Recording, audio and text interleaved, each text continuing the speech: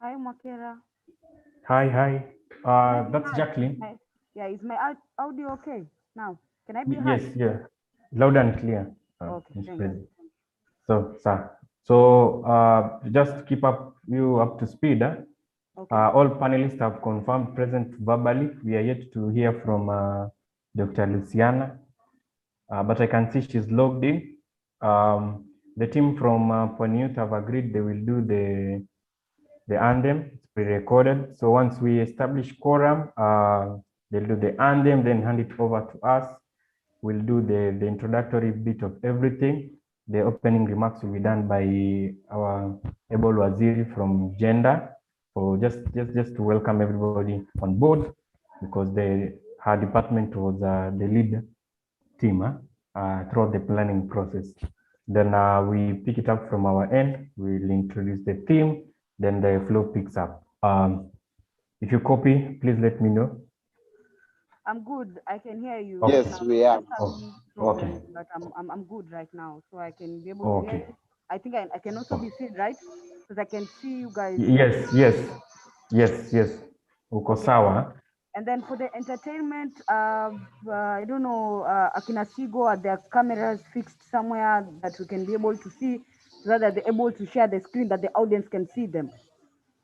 Yes, you guys will be able. Well, we have two creative performances. One will be a short play that is a pre-recorded, that is around 15 minutes. So we'll be sharing it through the screen. Then the second one will be a performance, and also that one will be now played live from our studios. Sir. Sigo, thank you for the efforts made from your end. So when we'll be notifying at least 2, 3, 4 minutes before you come in, just to set up things from your end. Sure. That's Emmanuel. Yes, sir. Can you start? Can you start right now? Allow the participants to come in. Before then, I just want to be sure Dr. Luciana is on board, because by then we will not be able to discuss some of these things we're discussing now. Is Honorable Luciana on board with us? Her account is active. Yes, good morning. Morning, Waziri. Thank you so much. Okay. Yeah, but I have issues. Oh, okay. No worries. I hope it will pick. Okay, perfect. Thank you so much. I think we are set. You can, we will unmute. Let's wait for quorum, then we start it off. Thank you so much. So you can allow the attendees to stream in. We can give them like 2 to 3, 4 minutes, so that we have a sizable number, then we start it off. So crew, you can allow them in.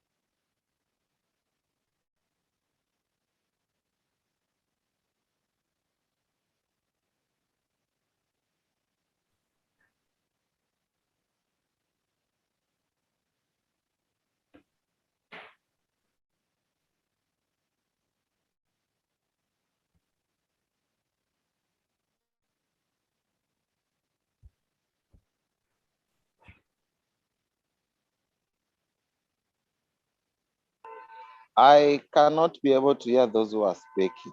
Is it a problem with my audio or something is not happening on the other end?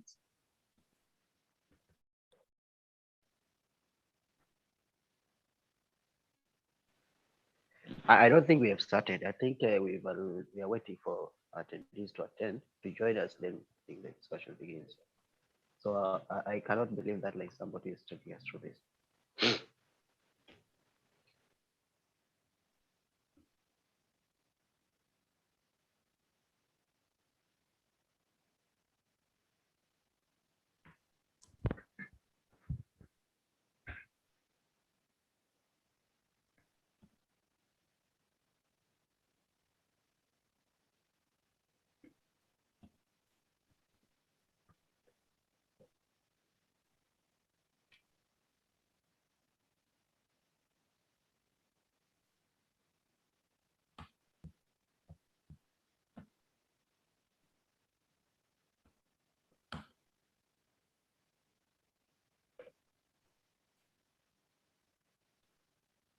Okay, I think we have a good quorum. So good morning, good people. Thank you for creating time for us. We are going to have one of the best and most fruitful 2 hours of our lives. And it's the 12th day of August. Young people all over the world meet up to celebrate one of these great days that was set intentionally to probably acknowledge meaningful youth engagement. So I'll be your host, Emmanuel Mwakera, and I'm joined with my colleague from the other end, probably, to say a word. Good morning, everyone. I hope we are all doing well and we are excited for today as we are celebrating the International Youth Day. I'm really excited as a young person. I hope every one of us is excited. I would like to welcome all of you to today's celebration. It will be a virtual one and we're expecting to enjoy ourselves and to learn and to interact and share ideas. Asanteni sana na karibuni. Thank you so much, Jacqueline. For those on board, this forum is also live on YouTube through Crew's account, and I think soonest will also be active on Facebook. So just before we start off, probably we could have the anthem, and before we hand over to the team from SIGO, probably from a word of God, and I know we're all fruitful, go before us, so Lord, in this sacrifice of prayer. Grant we beseech you that whatever you're going to say, sing and meditate with the hearts and lips this day, may be grateful for this great counting. Thank you so much. So let's have the anthem, then we kick it off. Let's do this.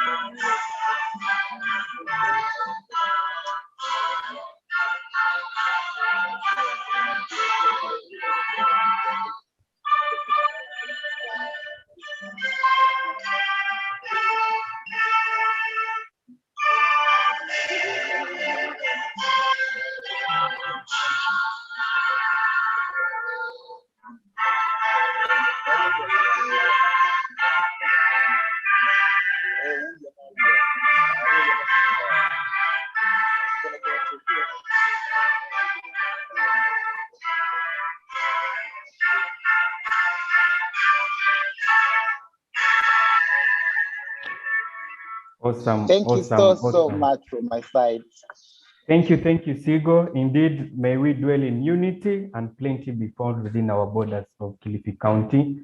So at this moment, I'll hand it over to my colleague Jacqueline to bring up to speed with the forum. Thank you so much, Mwakera. Again, I would like to welcome every participant logged in from every part of Kilifi County. I can see our chat box is booming with a lot of greetings. Good morning to everyone. Maybe we could continue introducing ourselves. Thank you for the participants. I would like to acknowledge that today we have our county government of Kilifi in the house. Most of our panelists. We have our CEC, Dr. Anissa. We have our CEC, Honorable Luciana. We have our Director Youth from both national government and the county government. We also have young people in our panel list. We also would like to acknowledge that we also have partners in the house.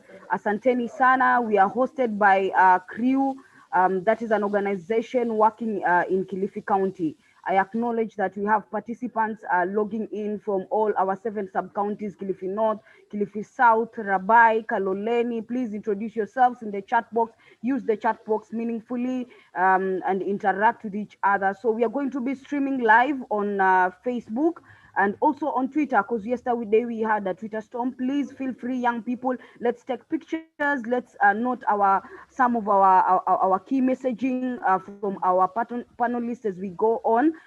You can tweet using our county government at gender Kilifi County. That is our page for the gender department. You can also tweet in 003 Gender Kilifi. You can also tag most of our panelists. They're going to be sharing their Twitter handles. You can tweet at Connect to Retain, at CREW Kenya, at Kesho Kenya. Most of the logos we have there, please tweet and feel free to also engage on Facebook. We are also going to be streaming live on YouTube. I think very soon that is being worked on. We are expected to have this webinar from 10 a.m. to 12. So let's use it meaningfully and let's engage. We're also going to have a session where we're going to introduce our panelists. After then, we're going to have a history done by Mwakera of this of today, so that we can be able to understand why we are having this day today and what is our theme in terms of food security. Then after then, we're going to have now our panelists come in. Mwakera and I are going to take our panelists through some few questions, and then after that, we're going to open the session free for the participant to interact with our panelists and also ask a few questions from the discussion that we're going to have. And then after that, we're going to have our party shot, and we're going to close the session. So asanteni sana, and feel free, please. I can see everyone going through with the chat box. Share your Twitter handles. Let's tweet, guys. Let's tweet and have fun. Asanteni sana. We'd like to welcome Mwakera to give a history of today. Thank you, Jacqueline. That was awesome. Like I said, it's the 12th day of August. Every day like this since 1999. Those who are good with the Sabu, it's almost 21 years since we've had this celebration. And yeah, the General Assembly UN set up this date. For those who are familiar with this thing, the World Conference of Ministries responsible for youth in Lisbon, on around 8 to 12 August 1998 made this decision, and henceforth from the initial years, we've always been celebrating this International Youth Day. And it's good enough this year. We are celebrating it in a special way in Kilifi County. And the theme of this year is transforming food systems, youth innovation for human and planetary health. We will interact with panelists, people of unique expertise in youth issues, in agriculture, in food systems. We will have an opportunity also to share success stories of great young people who are doing an amazing work with regards to food security. So before I take it up, I would like you guys to allow me, with due respect, to loop in our able Waziri, Waziri in charge of youth, that is the County Department of Gender and Youth, to set it us up with some opening remarks, probably to welcome everybody. Then with our blessings, we can proceed. Well, when you're ready, Waziri. Yes, I'm ready. Thank you so much, Waziri. Before you, the great county of Kilifi, take it up. Thank you, Bwana Mwakera. First and foremost, I want to say good morning to everybody who is attending this forum. And to our participants who are here, the youthful participants and the panelists, As you rightly fully said, it's now 21 years since we started the International Youth Day. And the main aim of International Youth Day is to raise awareness about the cultural and legal issues surrounding the youth, because we know the youth is the driving force, that is the change that we need in the world. And as also you rightfully put it, the theme for today's event is transforming food systems, youth innovation for human and planetary health. Why this theme? I think I'll go back to history. We all know that in April 7th and 8th of April, there was a platform on what we call ECOSOC, that is Economic and Social Council Youth Forum. And following that, they made recommendations. And one of the recommendations was to come up with some food security. And also these recommendations were related to the Sustainable Development Goals, Sustainable Development Goals number 1, 2, 3, 8, 10, 12, 13, 16, and 17. And why this theme? The idea here is to highlight that the success, it's a global effort actually to have a sustainable food system. And therefore we need to highlight the success of such a global effort, because without involving the youth, meaningful youth participation of young people, then we might not realize it. And that's why we have this theme. And I don't want to talk much in the opening remarks because we have 2 hours where we will discuss a lot. There'll be questions, and in all, I want to wish all the participants in this forum a warm and happy National Youth Day. And I want to wish the young minds and brains of our nation.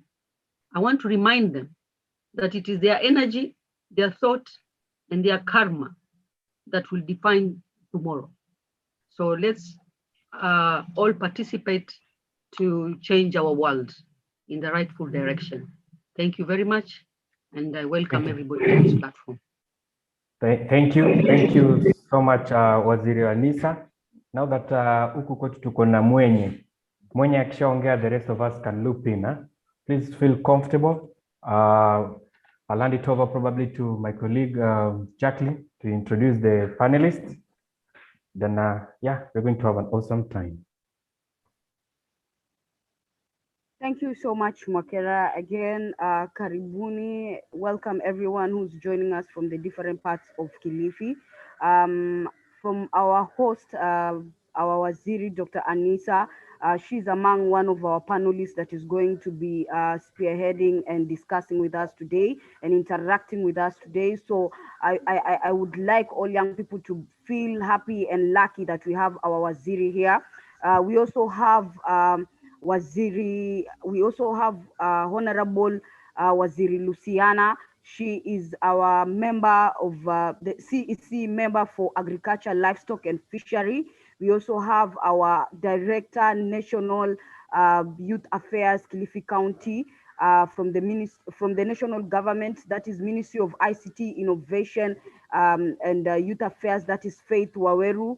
We also have our director from the Youth Directorate of Kilifi County, that is our director Cyrus Mwangome.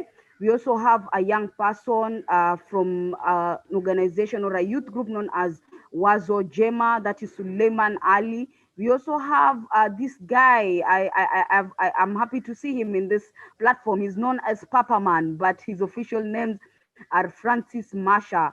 Francis Masha comes from a community-based organization known, he's the founder of Dream Act. And we're going to be interacting more and getting to engage and understand from our panelists as they continue, as they come in. When we're asking the questions, we also get an opportunity to know more of the work that they do and the role that they play in our beautiful county of Kilifi County. Asanteni sana, and I think Mwakera, we can already get into our panel session, or is it, can we go to the first session of our panel session? Yes, Yeah, so yes, I thank would you. like to welcome our panelists. And as we go on, we're also going to have entertainment. I would like to acknowledge a youth-led organization, the Pwani Youth Network. We are going to have breaks and edutainment from the organization that is Pwani Youth. So I already want to kick in with the first session of our panel, and we're going to start tackling the departmental role of the county government departments that we have here. I would like maybe to begin with our CEC Agriculture, that is Madam Luciana. Karibu sana, Madam Luciana. You could introduce yourself and tell us more of what the Agriculture Department, Livestock and Fishery does, and what is the role of you guys today in our theme today, youth enhancing food security. Karibu sana, Madam Luciana.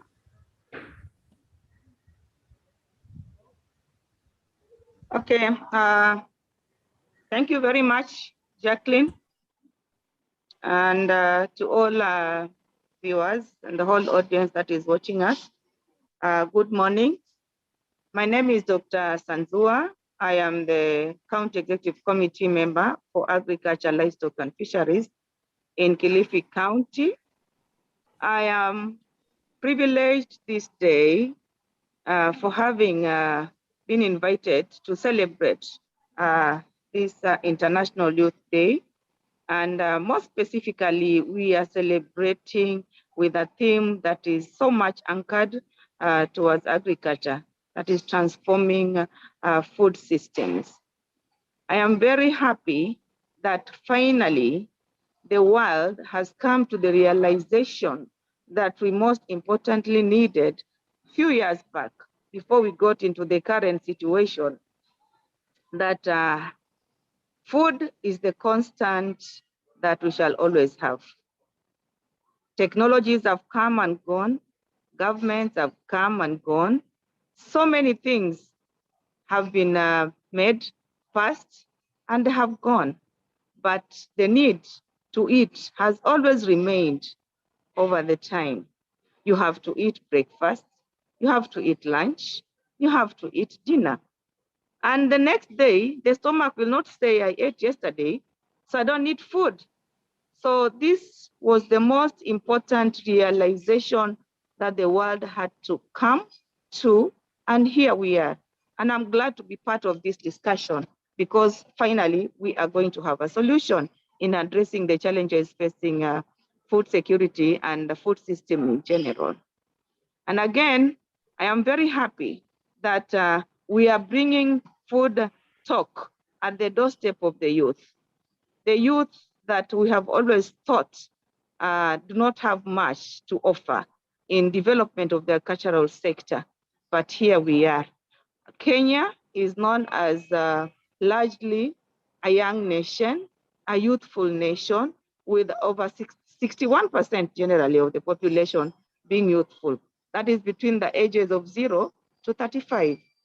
And the statistics even higher for the youth in the rural areas, where 75% of the population in the rural areas are youth. And it is reported through the UN report of 2017 and the British Council report on youth employment in agriculture that most of the rural youth largely depend on agriculture for a livelihood. We know, and we have not declared it yet, but unemployment is a pandemic. It's a pandemic globally, not just localized in Kilifi, not just localized in Kenya. It is a global pandemic that we all have to face and address.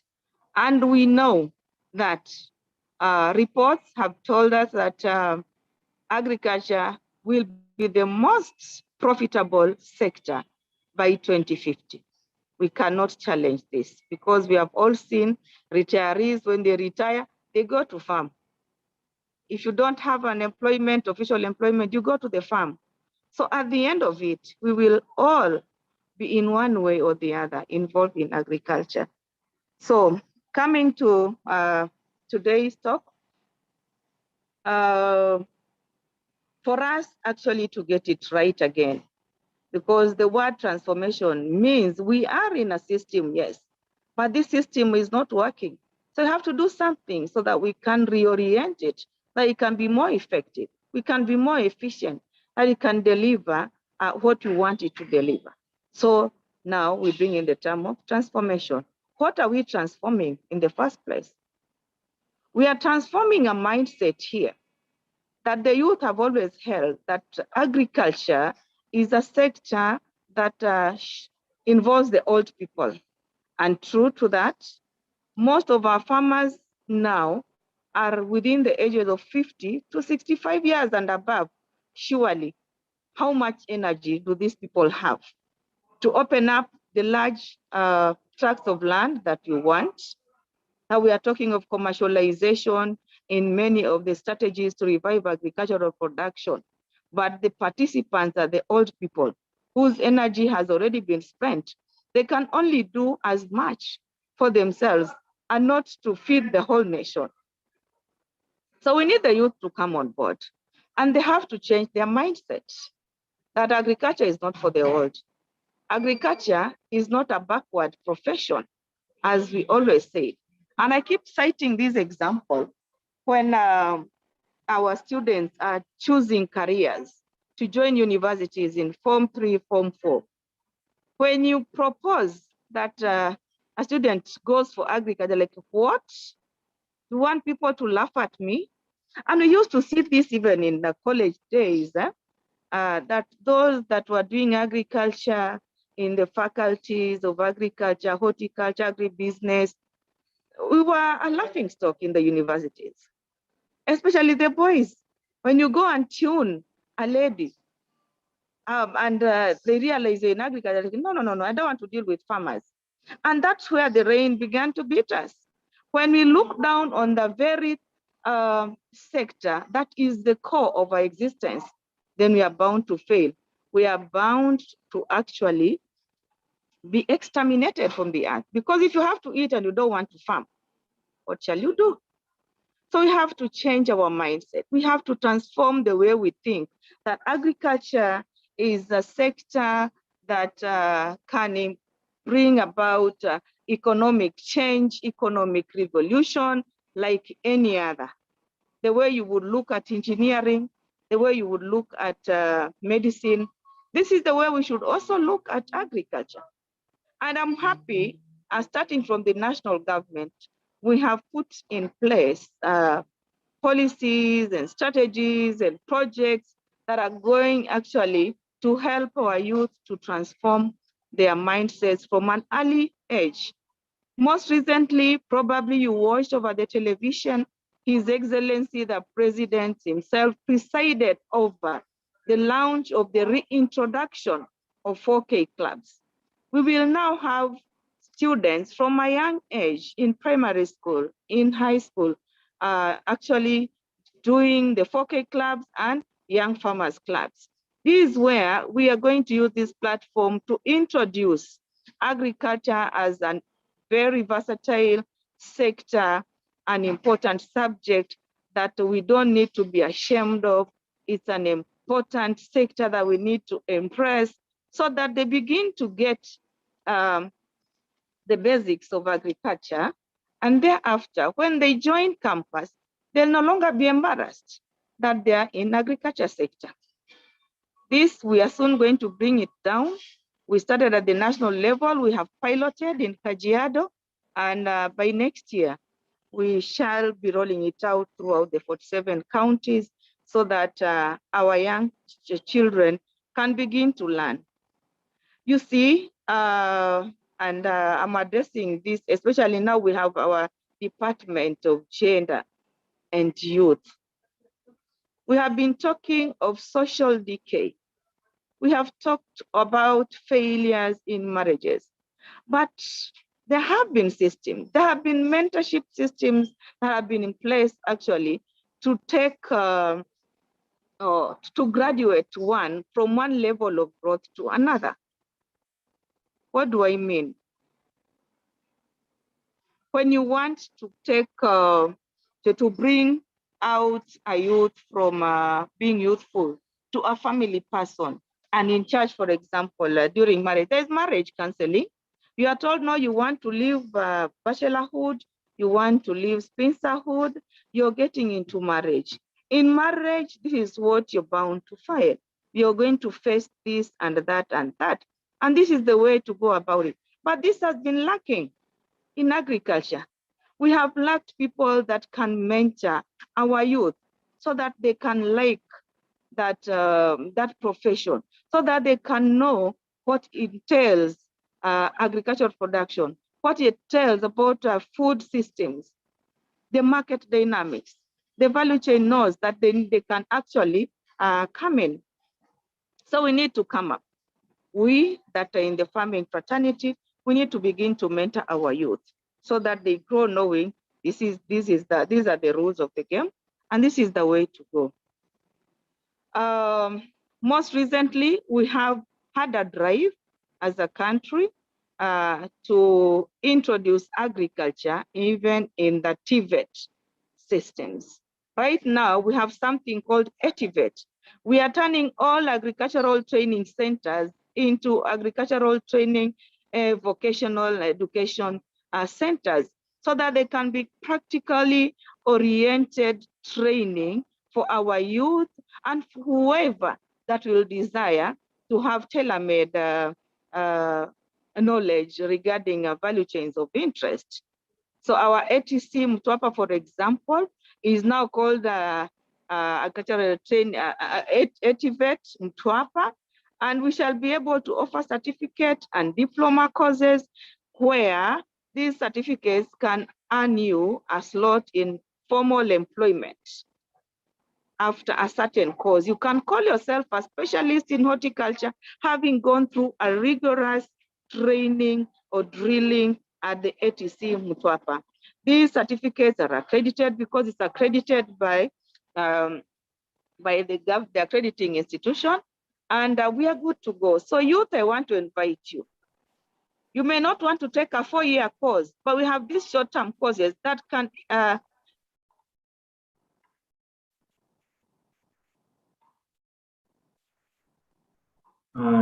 Hello, Waziri, you're muted.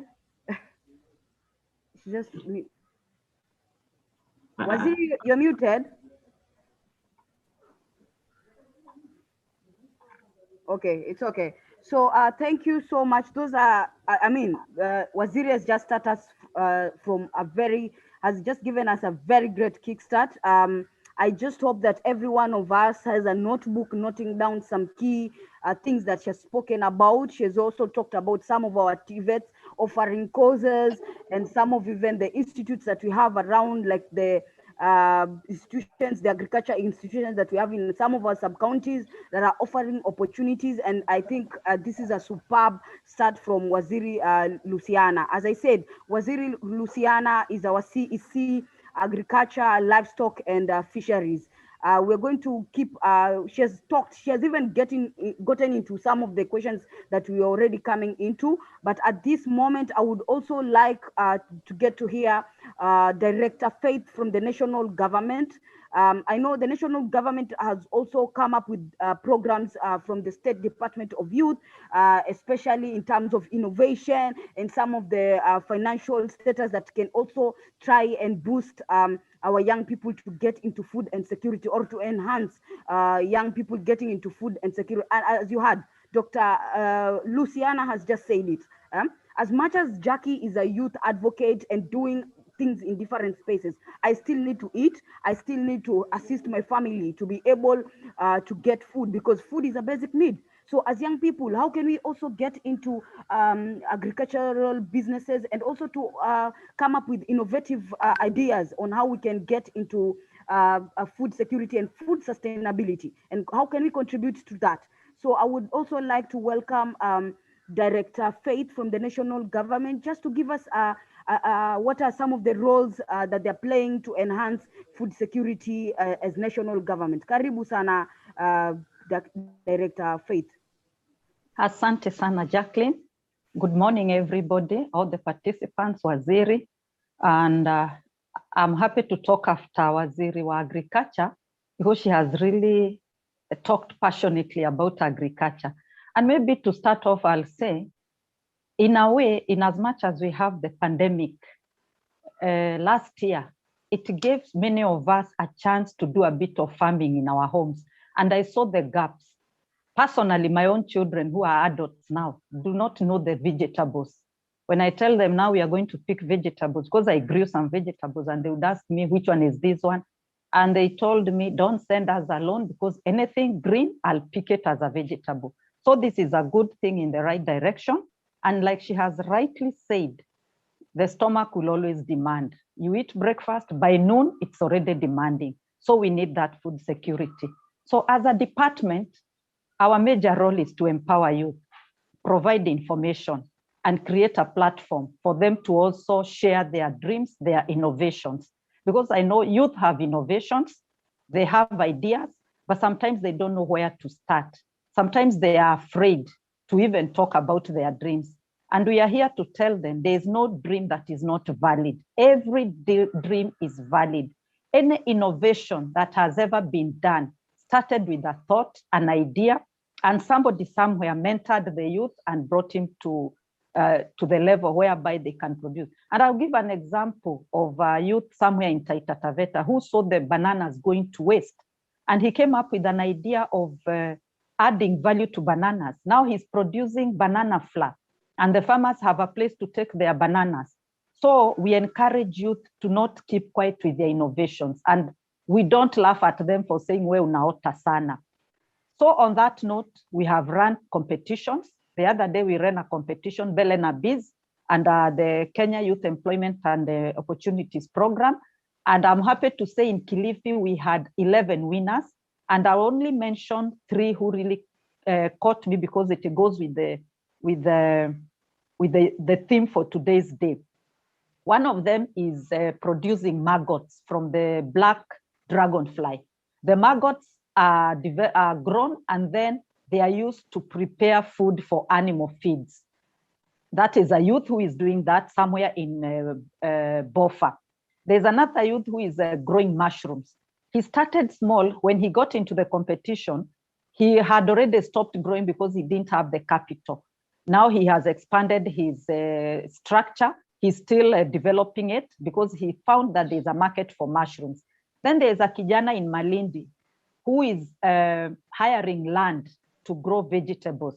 And the beauty is he doesn't need to look for a market. People go to his shamba to get the vegetables. He's growing all sorts of vegetables. And then he's open to, there's somebody who told him, I would want to buy hoho from you. He wasn't growing hoho, and now he's growing hoho, so that because he already has a market.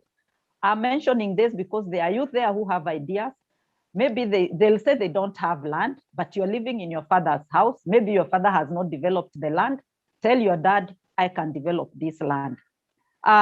We also give financial support because all these things need financial support. So we have youth fund and we have officers on the ground who will guide the youth on how to access these funds. These funds are tailor-made, and I wouldn't want to go into the nitty-gritty because I say every youth has their own needs and every youth has their own specific needs. So the best thing is to visit the office so that you are guided on how to apply these youth funds. Some are for groups, some are for individuals.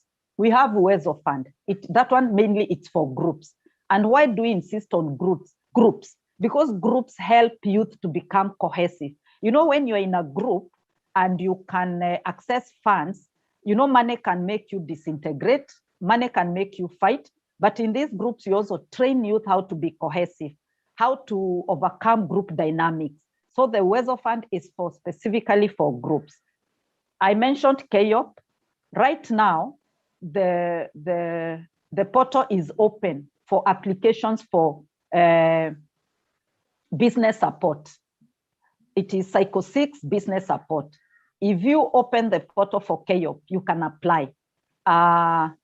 Here I say, when you apply, go on your knees and pray because we do randomization. We don't pick the winners. It is done randomization by it is computer generated. And any other thing, a youth would want to share with us, they want to do something, we also network with other stakeholders so that if a youth does not have information, we provide that information. Maybe that is what I can say for now. Thank you very much. And I wish all the youth a happy International Youth Day. Let them be proactive. Let them not say what can be done for me. Youth have the answers, and I've interacted with youth who have answers. All they need to do is somebody to propel them, somebody to encourage them. And as a mother, I like encouraging youth.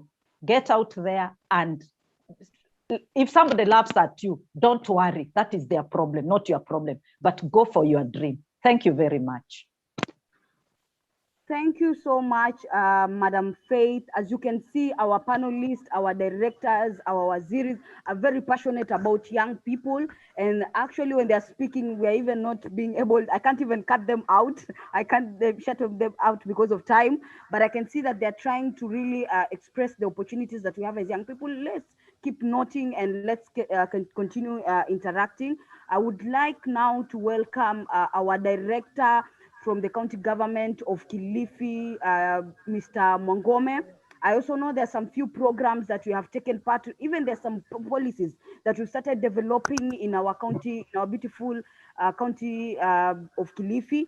So I would also like to hear in terms of what is the role of the department in terms of enhancing food security for the young people, and even some of the policies and even some of the programs that we are doing as the Department of Gender, Youth and Social Services. Karibu sana Director Mwangome.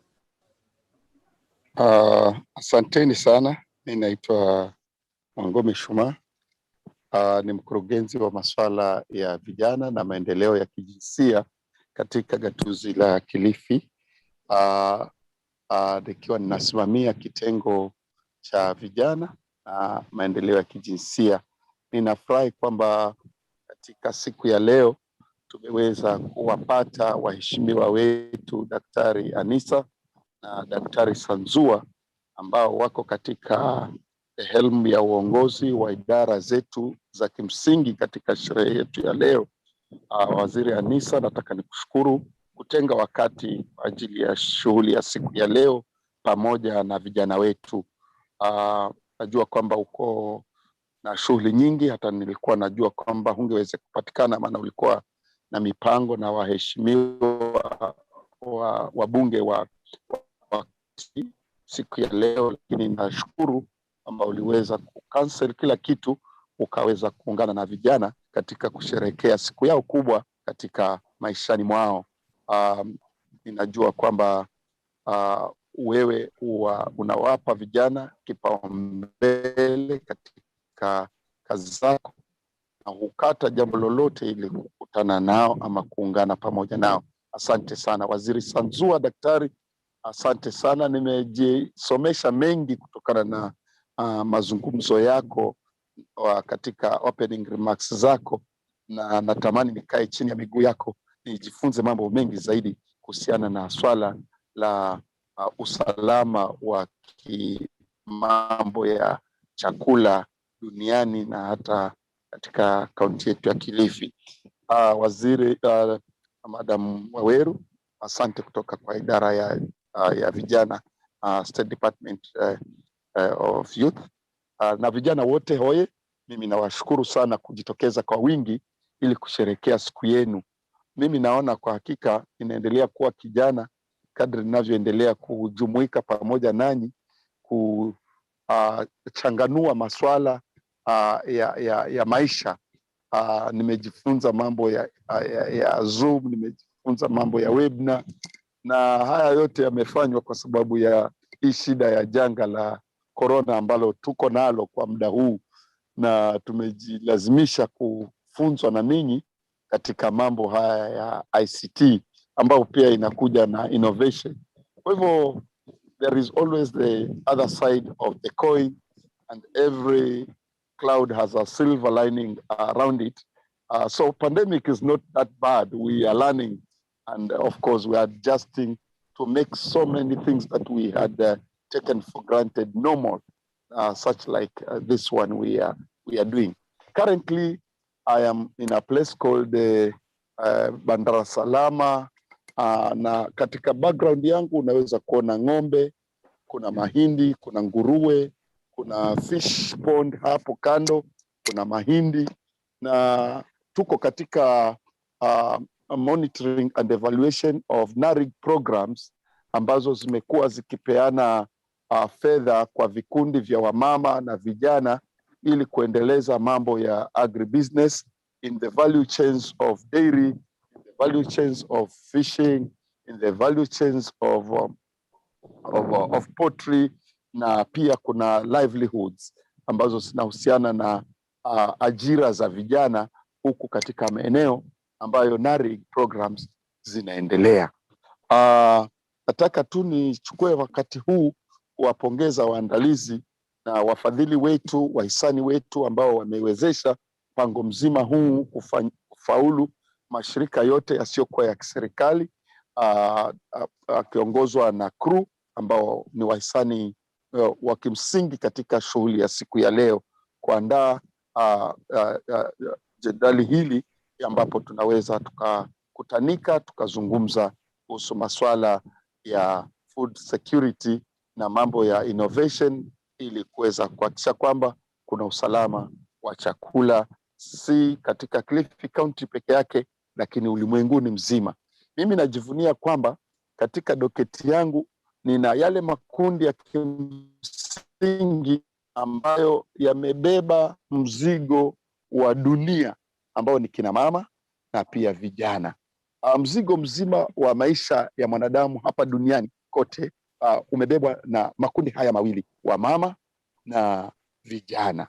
Vijana wana nguvu, wamama wana upendo na moyo wa kuhakikisha kwamba kila mmoja ako salama. Nashukuru kwamba mawaziri, watu ambao wamejiunga nasi mchana wa leo ni wamama, na unaona upendo mwingi ambao wamedhihirisha katika swala hili ambalo vijana wetu wanaliona la kimsingi katika maisha yao. Basi jambo hili la food security kama waziri alivyoongea ni jambo ambalo linastahili kugonga kichwa cha kila serikali, cha kila shirika na kila mmoja, aliye kijana, aliye mama, aliye mjini, aliye mashambani, mtu yoyote yule, kwa sababu wakiwa kule kokote wanahitaji chakula. Lakini kitu ambacho kinachostajabisha ni kwamba chakula kimekuwa jambo la mama na wazee. Wamama ndio wanatafuta chakula, wamama ndio wanapika chakula, wazee ndio wanachumia watoto na vijana. Ingawa vijana wamekuwa wakishiriki katika sehemu na nyanja mbalimbali za maendeleo, lakini ninatamani kwamba jinsi tunavyoendelea, vijana watachukua mstari wa mbele katika kuhakikisha kwamba kuna chakula katika jamii zao. Wanachuma pesa katika industries na katika maeneo mengine, lakini if they can take the position to lead from the front in the farming situation, in the farming activities of their household or their families, I'm sure it would be different. I like it, Waziri Director Waweru alivyosema kwamba during the pandemic I used to travel with my children to all the farms, mashamba yetu, and they were so much having fun kuona vile kwamba mahindi yamemea, watermelon na kadhalika. Things that they did not participate from the initial point, but they were so happy to identify themselves with the harvest time. And at this point therefore, tunasema kwamba vijana wanaposhirikishwa katika jambo hili, wanapokuwa mentored katika mambo ya shamba na ukulima kwa ujumla, kwa ajili ya chakula na kwa ajili ya ajira, tutaenda mahali mbali. Na tutafanya hivyo ikiwa tutajumuisha mambo ya innovation na technology katika uzalishaji wa chakula. Kwa hivyo katika mkutano na shughuli nzima ya siku ya leo, mimi nataka nishukuru kwamba tuko na nafasi siku ya leo, sio kuzungumza kikamilifu, lakini kutoa mshawasha na kuprompt and to provoke and to promote a sense of commitment towards this conversation of building sustainable food security. With those remarks, may I again want to appreciate Waziri Sanzua and Dr. Anisa for putting aside everything to take your valuable time to be with us, to celebrate young people, to give them an opportunity to guide us, to tell us how we can involve them, to tell us how we can enable them to participate in the whole agenda of development, particularly in the sector of agriculture and food security. Thank you. I wish you a very warm, successful, happy International Youth Day. Congratulations to all of us. Thank you so much, Director Mwangome. That is our Director, Department of Security, from Kilifi County. As we head up to our young voices, the youth voices in the panel list, I would like to welcome Anita. She spoke in the beginning and she has spoken a lot of things, but there's one thing I normally remember that Dr. Anisa always insists as young people, and that is something that I've always had in my head as we're doing a lot of work in the county. She's always insisted to bring the relevance between health, gender, young people, and I know she's very passionate about young people and health. And I believe that even food security is talking about even young people participating in issues of nutrition and how can we contribute into the issues of malnutrition into our county, because our county also faces issues on malnutrition. I would like to welcome Dr. Anisa to elaborate some of the things that she feels as young people we can take role and what is the role of young people in enhancing food and security. Karibu sana Waziri Anisa. Thank you very much, Madam Jacqueline Waweru, once again. As I said previously, that today we have 2 hours or more to deeply discuss, and that's why I didn't spend so much time in my opening remarks. One thing I want to remind participants on this forum is that this day was set by all member states who signed to the UN. And one thing I want to remind people is that why this theme today is because, number one, the world's population is growing and it is expected to increase by 2 billion in the next 30 years. Hence, a question of just producing a large volume of healthier or quality food sustainably might not just be enough, but because we are faced with so many other, sorry, let me put my video. We are faced with so many other challenges within our environment. One of the challenges is about poverty. We need to consider about poverty reduction. You find so many families where there is poverty, you get all these issues of malnutrition. We need social inclusion. We need biodiversity conservation within our setup. We have issues of climate change. Therefore, we need climate change mitigation. And now lately, since 2020, we have the impact of COVID-19 pandemic. This pandemic, the effects related to the human health, environment, and the food systems. And therefore, we have to consider all these challenges that I've talked about. It's not a question of just bringing enough food to the table, but within the systems, there are other issues that we have to consider. There are basic elements of how to get food from the farms to the table, but there are also processes and infrastructure involved in feeding a population, which my counterpart Waziri maybe can talk more on it. There are also negative externalities that can be generated during the process, such as the air, the ocean pollution, as well as the desertification. The other issues we have is risk of zoonotic diseases. The COVID-19 is a zoonotic disease. And therefore, the zoonotic diseases actually can result from unsustainable farming practices and the climate crisis that we are facing today.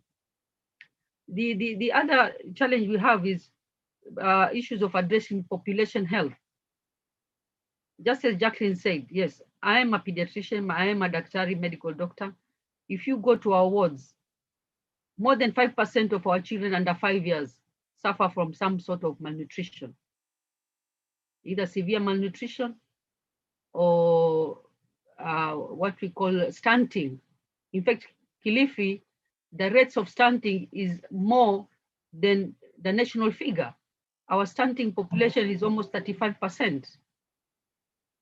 And therefore, the issue of population health in addressing food systems challenges, especially nutrition-related chronic diseases, what we call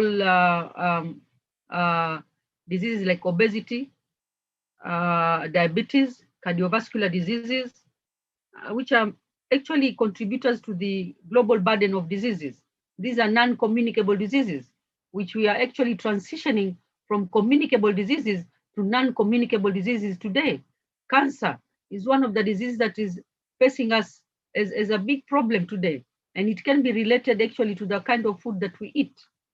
And therefore, it's very important as we consider about food. It's not about the adequacy of food or how much food we bring to the table, but all these externalities that I've talked about needs to be considered. And the other reason why UN chose this theme is that there's a need for inclusive support mechanism that would ensure youth continue to amplify efforts, either collectively or individually, to resolve or to restore the planet and protect life while integrating biodiversity in the transformation of food systems. Waziri Sansua really stressed the transformation, what it is all about. We need to transform. She talked about her experience from college. If you're doing agriculture, everybody is looking down upon you. People would rather look at those people who are doing engineering and maybe law and maybe medicine, but those ones who are doing agriculture, people shun on you. So we need to transform from there. And not only that, transform everything from, as I said, we consider all our environment, that technicalities we are faced with. It's not about bringing just food on the table. So the youth play a very big role. The youth, the motto of the UN is that the slogan is change the world. But without our youth, because youth form more than 50% of our population, without our youth, we are going nowhere. And that's why youth are very important. You are a driving force to bring change, not only to the nation, not only to our county, but globally, the world over, to bring change. And therefore, I want to tell the youth, just like Waziri Sansua said, we need to change our way of thinking. We need to grasp the idea of farming. It's not only farming for the people who have retired. Yeah, farming is not only for the women. Also, youth who can engage in farming, and we need that. Very important. This International Youth Day is very important in terms of youth education, in terms of youth engagement, in terms of innovation. We need your innovation. Madam, those Faith Waweru, who talked about different youth engaged in different activities. That is a job well done, but we need more youth to be engaged and not to give up. Our youth today, they want white collar jobs, to be in the office and work, but there are other ways that you can do innovation, and there are funds, we've been told. In the county, we also have the fund from the Department of Trade, yeah, Mbegu Fund. They can also get it, and it is at interest-free fund. Not only the youth fund from the national government or Wezo Fund, but we have got Mbegu Fund from our own county government of Kilifi. So I would want to stress on the youth to have innovation and go ahead and take a risk. Life is about risk. Go ahead and do. We are there to support you to realize your dreams. And then entrepreneurial solutions. Yeah, once you have innovation, you can have these solutions to the problems that we have in our country. Kilifi is known. We are even faced, maybe because of the rains, which delayed in coming. There are certain areas of this county that are dry, and we might face some problems with food. with the months to come up to December or next year. So which Waziri Sanzua can talk more about it. And therefore, I want to emphasize on the youth that it is time now. There is so much we can do in this sector, in the sector of agriculture, in the sector of fisheries, in the blue economy. There is so much that can be done. So please, youth, it is your day. It is your world. We need to change this world. Thank you very much, Jacqueline. Thank you so much, Dr. Anisa. As I said, guys, whenever she talks, there is a lot of wisdom in Waziri and a lot of passion and energy. And as you heard, there's a few things that she has mentioned: entrepreneurship, innovation. I mean, guys, I think it's time we changed our attitude. I think I also need to change my own attitude. Mwakera, you also need to change your own attitude. I think we're thinking a lot of other spaces, and we've not even tapped into food security that can contribute to a mass change in terms of nutrition, even some of the health advocacy that we are doing. As you heard Waziri Anisa said, malnutrition is a key issue in our county. And I think that's another thing we need also to tap into. We have our children, and that's a different generation that is coming in. So as you've heard, guys, I hope you're taking notes. You are also developing your questions. You can note down your questions so that we're going to have later a panel, a plenary session that is going to be headed by Mwakera, so that you can give your questions. Now, before we go to our youth voices in the room, that is from Papa Man and Suleiman Ali, I would like to welcome Pwani Youth to give us an entertainment so that we can take a break, and Mwakera and I can sip a bit of water, and also our panelists can take some breath so that we can go to our next session with Suleiman Ali and Francis Toya. Pwani Youth, are we ready?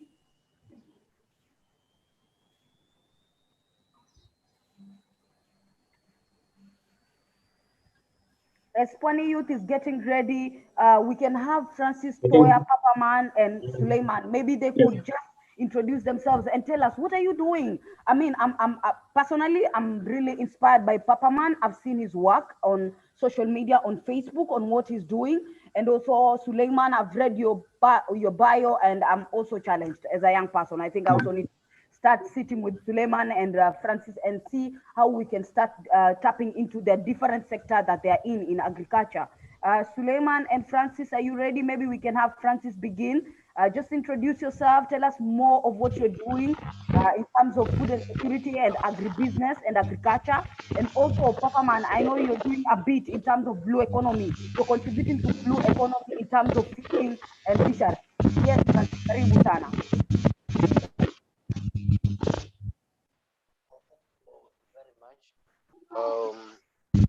Permit me to say how happy and glad I am to be in this panel and this forum with the CC members of this great county of Kilifi and some other professionals.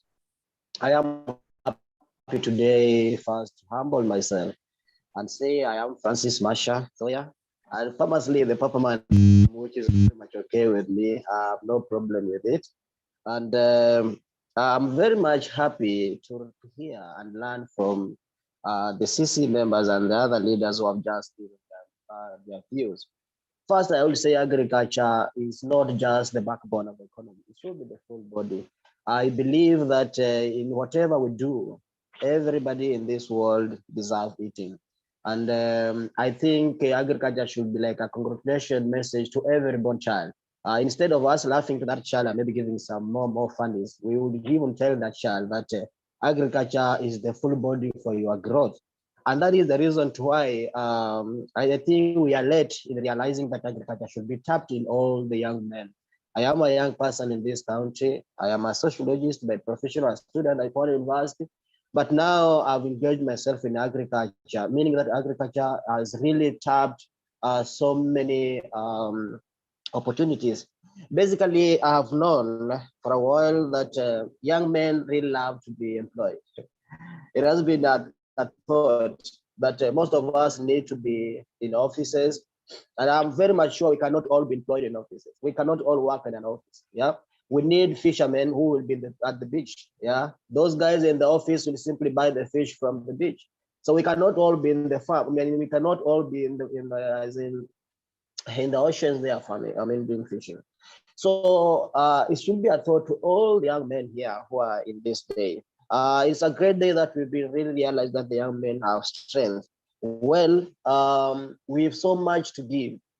And I want to believe that every young man has something to do. The belief and consistency of doing things is very, very paramount to every person. So agriculture should be like a compulsory lesson to every person, even in the institutions that we go and get some skills and learning. Agriculture should be like a compulsory lesson that everybody should be taught agriculture. I'm very happy to hear Director Mwangome and the other guys who are trying to tell us that their children were like, what is all this? What is all that? Yes, it is because most of us have been brought up in a way that we thought agriculture is something that's done by the old men. Yeah, so it has been a problem to most of the young men to engage themselves in agriculture. But I want to give my free advice to everybody that agriculture is the best thing for us to survive. We cannot manufacture if we cannot produce, and that is the reality in all these industries that the young men are always claiming to have in our country. But my question still stands is, if we have several industries, what are we producing for those factories? Yeah, so it's very much important for us to produce. And when we produce more, then the factories come here for us to manufacture. So young men right now, we should change our perspective and change in the sense that it's only in agriculture where we can maneuver. It is where in agriculture where we can move very fast. It is in agriculture where we can do all these necessities that we have. When Anissa was giving the statistics of the issues of malnutrition in the hospital. Personally, I've dealt in, I'm very much interested to do a supplement, which is done from fish. That time, the county government of Kilifi had introduced a program of milk to the to the ECD, which I don't know the program, whether it's still working on or not. But then the essence of that program was to boost the immunity of the children. But now we still have problems in the hospital. We still have problems in the communities. But I came to realize that we have some foods that can be used to grow. Can be used to boost the immunity of the people and the children, especially those children under 5 years. And this one can be done from fish. And that is the reason why most of you really have known me in the company that I am launching a product. And this product is just done from fish. It is done from fish, and the main is to boost the immunity of the children and also the brain development, which is very, very important for me. I'm very much interested to see our community grow. It is one of the principles in the university that when you are done with the university, then that university skill should have changed somebody outside there. So on the issues of the blue economy, it is a very green concept that most of the young men can really not really understand what's all about the blue economy. When we are talking of a blue economy, small agriculture, we are talking of all those things that are done on the sea. Yeah, it can be from the fishermen, it can be from those boat riders, all those guys out, all those activities done in the sea. That's also called included in the blue economy. But it is still green. At times I've been reading about the blue economy. I don't know to what level, but I think there is a sense in making this concept realized, making this concept more great, in the sense that it should be connected to the SDGs, because in everything that we do, we are all intending to improve or maybe meet one of the SDGs that we, this Sustainable Development Goal. So I'm just appealing to the young men here that now let us change from their perspective that I have a degree, I have a certificate of this, I'm a lawyer, I'm an engineer, so I cannot get hold of agenda and no. You are an engineer, but after the engineer, you'll come and need food, and that food should be done by you and not the other person. So young men. This day, I think we are very privileged to be given this a subject to discuss of ourselves.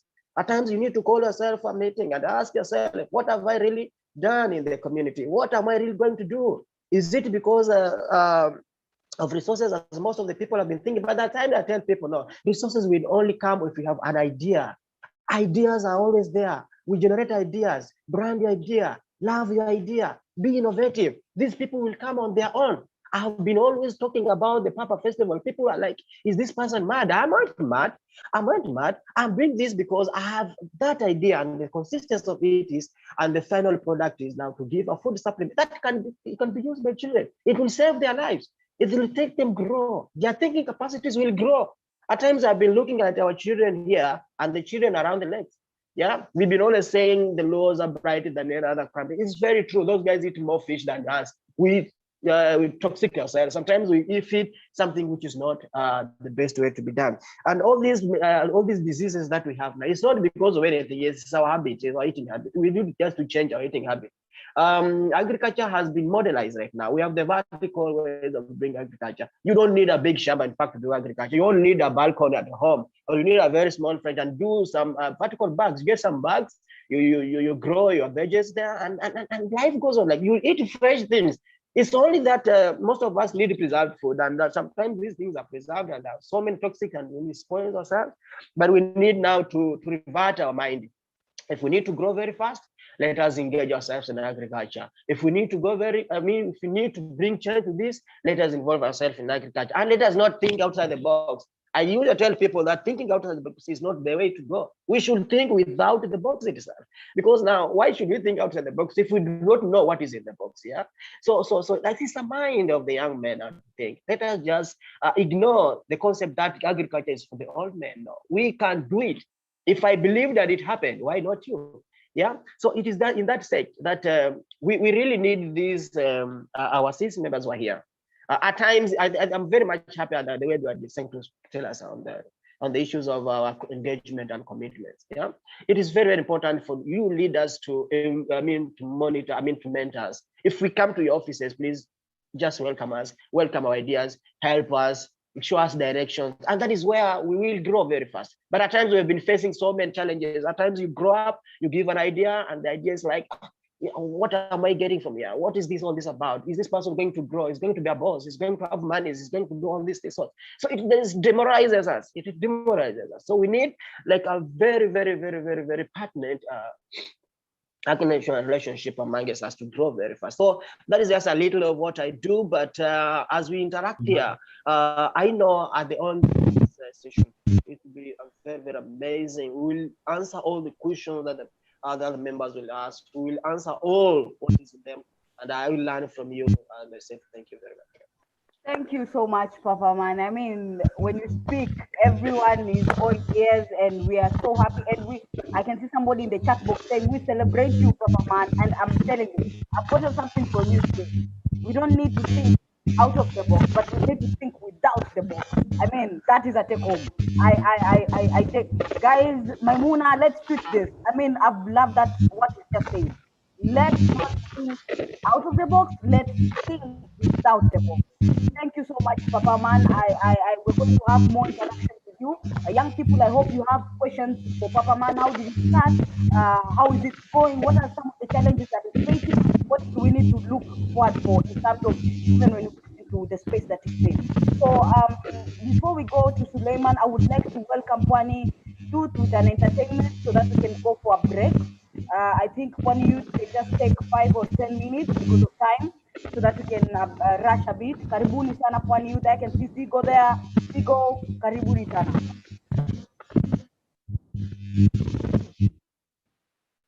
All the way from Pwani Youth Network Empowerment Center, we are ready to present to you a dance from Rinkede.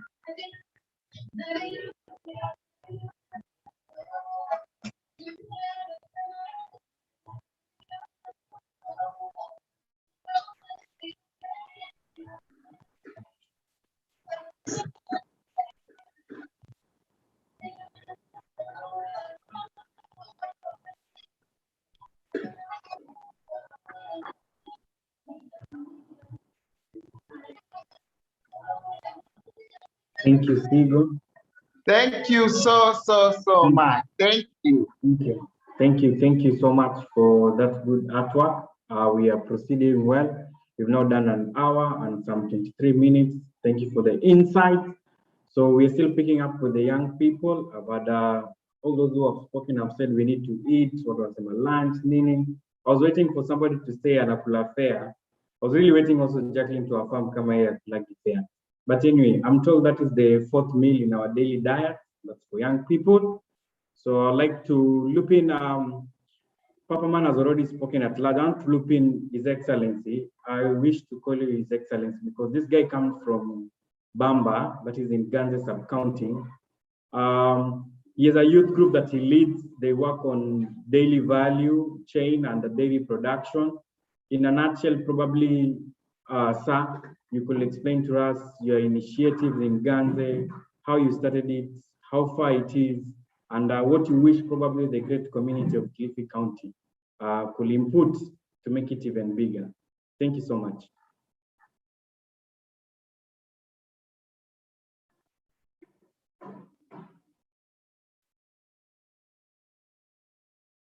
Is Suleiman with us? Hello. Yes, Mr. Suleiman. Loud and clear. Kwa majina ni Suleiman.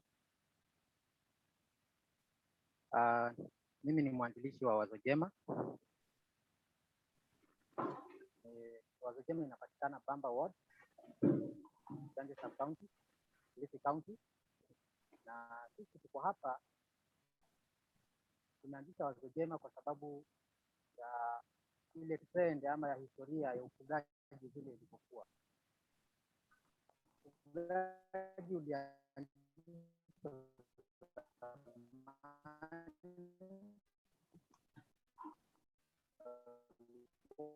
unaendelea, lakini hakuna jema ambalo limepata faida za ufugaji.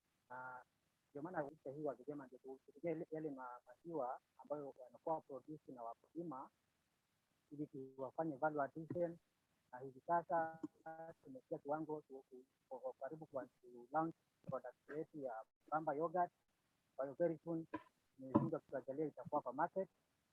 Na sisi tumeanzisha hii project ikiwa na malengo ya kutengeneza ajira kwa vijana, na tuweke pia tuweze kusaidia wale wazee wetu ama wale wafugaji wetu katika maeneo haya waweze kupata soko la maziwa. Kulingana na trend na kulingana na historia ni kwamba maziwa ya wakazi wa Kilifi licha ya Bamba peke yake, lakini the whole of Kilifi County kumekuwa na tatizo la soko. Tatizo la soko hili limekuwepo kwa sababu wanunuzi wale ambao wamekuwa baada ya kuondoka pitch up your voice. Hello. Yes, be audible. Yes, you are low at some point. We cannot get you clearly. Okay. Sasa mnanipata? Loud and clear, sir. Sasa kwa majina ni Suleiman Ali Jeffa, mwanzilishi wa Wazo Jema ambayo imeanza 2016. Inapatikana katika sub county ya Ganze, ward ya Bamba ambayo iko Kilifi County. Tuko sawa? You're proceeding well. Tunakupata vizuri. Sawa. Sasa tulianzisha Wazo Jema kwa sababu kumekuwa na historia ya kukosa kwa soko la maziwa ambayo imekuwa kwa miaka. Inajulikana wazi kwamba Bamba Dairy imeanzishwa miaka tokea 1969, lakini tokea miaka hiyo yote hakuna mafanikio ambayo yamepatikana, hasa kwa wafugaji ambao wamekuwa wakipeleka maziwa, wakizalisha maziwa kwa muda huo wote. hata hivyo tulipoingia kama Wazo Jema 2016 tukasema ni nini ambacho tunaweza kufanya. Tukaona tuanzishe mambo ya value addition ili tuweze create a market kwa yale maziwa ambayo wanazalisha, na hiyo ndio kitu tumefanya. Imekuwa safari ndefu yenye changamoto nyingi, lakini kwa sababu we are determined na focused, tumefikia stage sasa. Tume design product yetu ya kwanza ikiwa ni Bamba yogurt, na tunalenga kutengeneza ingine ambayo itakuwa ni Bamba mala na ifuatwe na Bamba fresh pasteurized milk. Na wakati tukifanya hivyo tumepitia changamoto nyingi ambazo hizo ndio zimetufanya hatujaweza kufikia kutoa product yetu kwa market, but kwa sababu ya ule moyo na ile ari ambayo tuko nayo, tuna imani kwamba tunaelekea kufika hapo. Na hivi sasa tunatengeneza hiyo yogurt, tunauza locally. Hatujaanza kuiuza nje kwa sababu ya issues na branding, certification ambazo pia nazo tumeanza kuzifuatilia, lakini very soon tutakapomalizana na wao, our brand will be out in Kilifi County na to the other parts of the country, kwa sababu tutakuwa tumekuwa certified from the Kenya Dairy Board. Tunamalizana na Kenya Dairy Board in the course of next week, then tuende kwa KEBS, ambao sasa tutakuwa bidhaa yetu inaweza kutembea kwa soko bila mashaka yote yale. Na tumeanzisha hii tukiwa na lengo la kutengeneza ajira kwa vijana, ambao hivi sasa tuko na vijana ambao tumewaajiri ambao ni vijana 3, wa kike 1 na wengine wa kivulana, wakiwa wamechukua nyadhifa. Mmoja wao anafanya kwa production, mwingine anafanya milk collection, mwingine anafanya sales. Hao ndio ambao tumeweza kuwaajiri. Lakini pamoja na hayo, hii community inafaidika na Wazo Jema kwa sasa, kwa sababu wale wakulima ambao wanatoa maziwa, Wazo Jema sasa imekuwa soko ya wakulima. Wakulima wanaleta maziwa na wanalipwa pesa zao, so they are getting the market which is created by Wazo Jema, ambao sasa tuna imani kwamba inategemea mara nyingi na season, lakini hufikia wakati tukawa na wakulima ambao wanatuletea maziwa up to 30, ambao tuna imani zile pesa ambazo tunawalipa kutoka kwa maziwa huwa zinawasaidia kusomesha wale ndugu zetu ambao wako shuleni, secondary, primary school na hata colleges na universities, kutokana na ile pesa ambao wanapata kutoka kwa maziwa, na imetutia moyo sana. Hivyo basi we are focused na tunajaribu kung'ang'ana ili tuone ni kwa njia gani ambayo tutaweza kuikuza zaidi, iweze kupanuka zaidi, ili wakulima wote ikiwezekana kwa hii Bamba waweze kupitia kuuza maziwa yao through Wazo Jema, ikiwa na sisi tunauza zile bidhaa ambazo itakuwa kama a homegrown solution, products from raw materials from Bamba, products from Bamba, na pesa itakuwa ina circulate right from Bamba to the Kilifi County as a whole. Kwa hivyo hiyo ndio mikakati yetu ambayo tuko nayo, na tumepiga hatua kadhaa hivi sasa, tukiwa tunamalizana na hii mmoja ambayo tumeizungumzia ya watu wa Kenya Dairy Board in the course of next week, ambayo tutamalizana na hiyo certification. Ikishamalizika ni branding inafuata na bidhaa ziweze kutoka kwa soko. Changamoto zipo kwa sababu bidhaa ambazo tunatengeneza zinatokana kutoka kwa perishable product ambayo ni maziwa. Tunaelewa maziwa vizuri kwamba yakishakamuliwa hayastahili kukaa masaa kadhaa kabla hayajashughulikiwa, kwa sababu huenda yakaharibika. Hiyo ndio changamoto ambayo tuko nayo, na tukizingatia kwamba tuko in a remote area ambako mara nyingi stima pia nayo haiko reliable sana, inakuwa sasa ni changamoto. Kwa hivyo changamoto ya kwanza ni the perishability of the product, ambao huwa ikifika tunabidi sasa tung'ang'ane tuhakikishe tumeshughulikia mapema. Nyingine ni kwamba kuna shortage ya stima, lakini tumejaribu kung'ang'ana kupata backup, japo hiyo nayo mara nyingi ikikatika muda mrefu stima inatukula mpaka ile faida. So we are thinking of solar now, ambayo sasa itakuwa inaweza kutusustain na inaweza kutuwekea zile processed products kwa zile friji zetu ambazo tuko nazo ziweze kuwa kwa hali ya salama. Changamoto ambayo iko hapo ni kwamba saa hii katika kiwango kile ambacho tuko sasa, soko letu mainly limekuwa ni hapa within Bamba na vile masoko madogo ambayo yamezunguka Bamba, ambayo huwa tunatembelea na kuyauzia. Na tangu corona ingie, kule kufungwa na kufunguliwa kwa soko imetutatiza sana, kwa sababu ndio bidhaa yetu imeshakubalika kwa sokoni, wameridhia, tumekuwa tukiuza vizuri, lakini utauzia nani kama hakuweza kupatikana, hasa baada ya kufungwa masoko. Lakini hata hivyo, ndio maana tunafikiria tukishatengeneza branding itaweza kutembea kwa yale maduka mengine, hata kwa tukiweza labda tutaingia kwa masupermarket, they will pick our products from there. Hiyo ndio njia mbadala ambayo tunajaribu kufikiria as we are surviving this COVID pandemic, tuweze kuwa tunauzia bidhaa zetu katika zile masoko zingine, ikiwemo masupermarket ambayo yatakuwa yako tayari kustock bidhaa zetu punde tu baada ya hiyo certification ikitaweza kufanyika. Na vile vile tunafikiria kutengeneza bidhaa zingine ambazo pia zina last long, kwa sababu huwa inafika msimu maziwa yanakuwa mengi kiasi cha kwamba hatuwezi kuya process tukizingatia bado ni wachanga na tunakuwa. Hivyo basi tumeanza kufikiria vile tunaweza kutengeneza bidhaa ambayo inaweza kuwa muda mrefu zaidi ikiwa inatafutiwa soko kama cheese. Na hivi sasa tuko katika mbioni ya kufikiria ni nani tunaweza kumpata akaja akatufundisha hiyo mambo ya cheese production, ili wakati wa mvua ikiingia, maziwa yatakapokuwa ni mengi, tuweze kupunguza zile losses.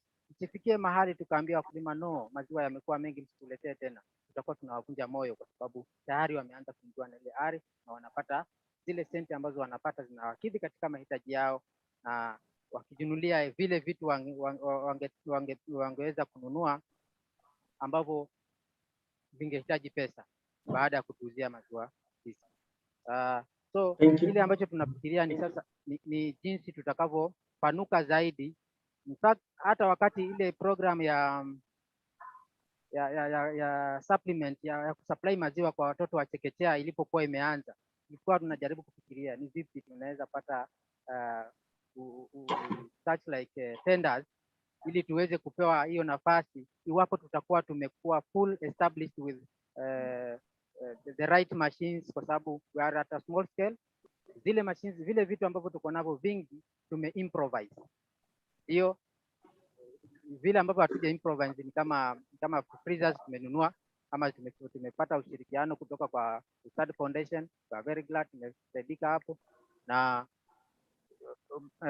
zile pasteurizers ndio tuko nazo ndogo ndogo, lakini ziko na changamoto, so mara nyingi inabidi tunaenda kwa zile njia zetu za improvise, ili mradi our product bado imebaki tu kuwa vizuri.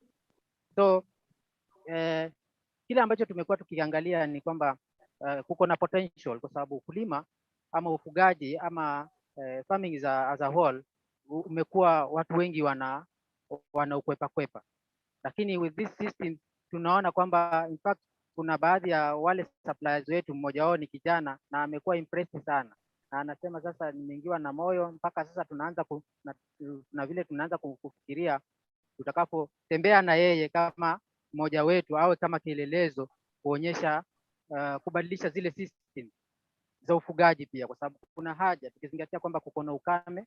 Mara nyingi huwa ukame kama hivi ikifika huwa maziwa inapungua, mara nyingine mpaka inakatika kabisa. So kama Wazo Jema tumeanza kufikiria ni vile ni nini ambacho tunaweza kukifanya, hasa tukisaidiana na ofisi ya Madam CEC na zile ofisi zingine husika, tuone how can we do something on the production systems, hasa kwa upande wa maziwa na zile zingine, ili tuone kwamba zinakuwa sustainable hata ukame ikija, na inaweza tukawa tunaendelea kupata maziwa hivyo hivyo, na I'm very happy kwa sababu amejaribu kuaddress hiyo akisema kwamba kuna hiyo TVETs ambazo zimekuwa zinafundishwa, na nina imani pia watafungua milango hata kwa wale wakulima ambao watakwenda kusoma mambo ya animal husbandry, the better methods of animal rearing, so that wakulima wetu waweze kuongeza yale maziwa, na kwa wazo jema tutakuwa tunasonga kwa pamoja. Thank you so much Suleiman. Ningependa kukomea hapo, tuko na mengi lakini yale mengine tutaongea wakati tutakapokuwa tunaulizana maswali.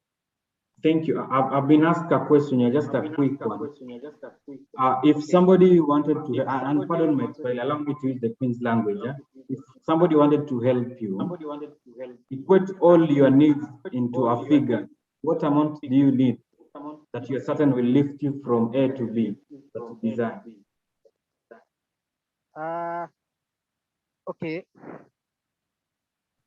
I can't just give the right figures for now because there are things to do with machineries and I don't know the quotations right now. Though we've started that process. We've started sourcing for those equipment we think we will need in future so that we can upgrade our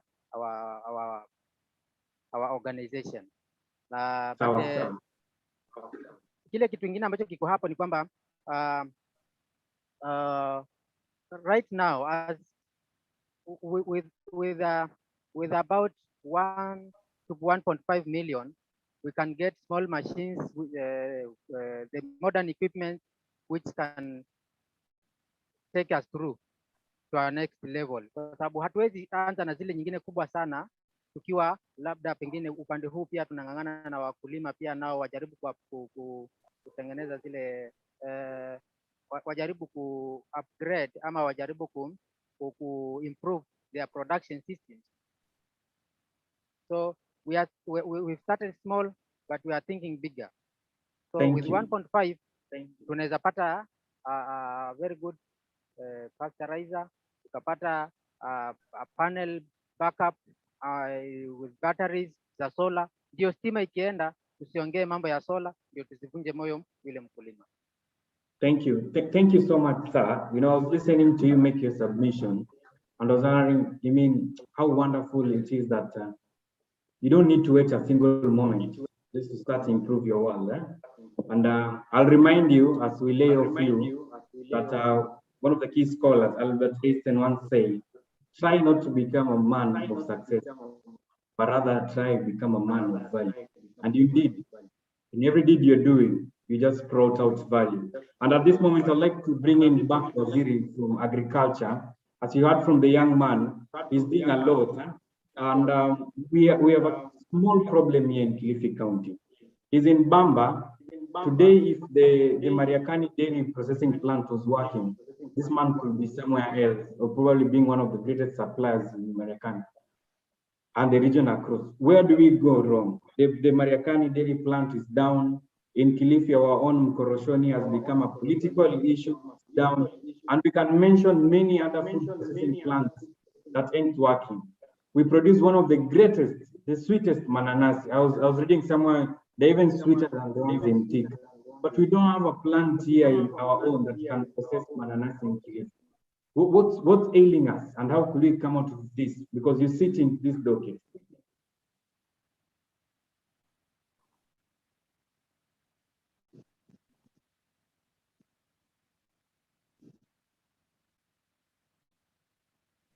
Waziri Luciana? Hello. Yes, Waziri. I did get your question. I lost. Okay, thank you. I was asking, the guy was doing quite a lot, and he seems to demonstrate a huge gap from where he is to the actual point for competing with the big boys. So we have a number of plants that could have been on aid, and I've given an example of the Mariakani processing plant is actually down, and that's just on the dairy link. On other crops that we produce, our own Koroshoni here is down, and it's now a political issue. And we can mention them, many of them that were there before and ain't working. So what's the big deal, and how can we come out of this? And if you make a submission, we wish to learn about potential crops that will actually strive well in Kilifi County that we haven't invested on. I've mentioned of mananasi.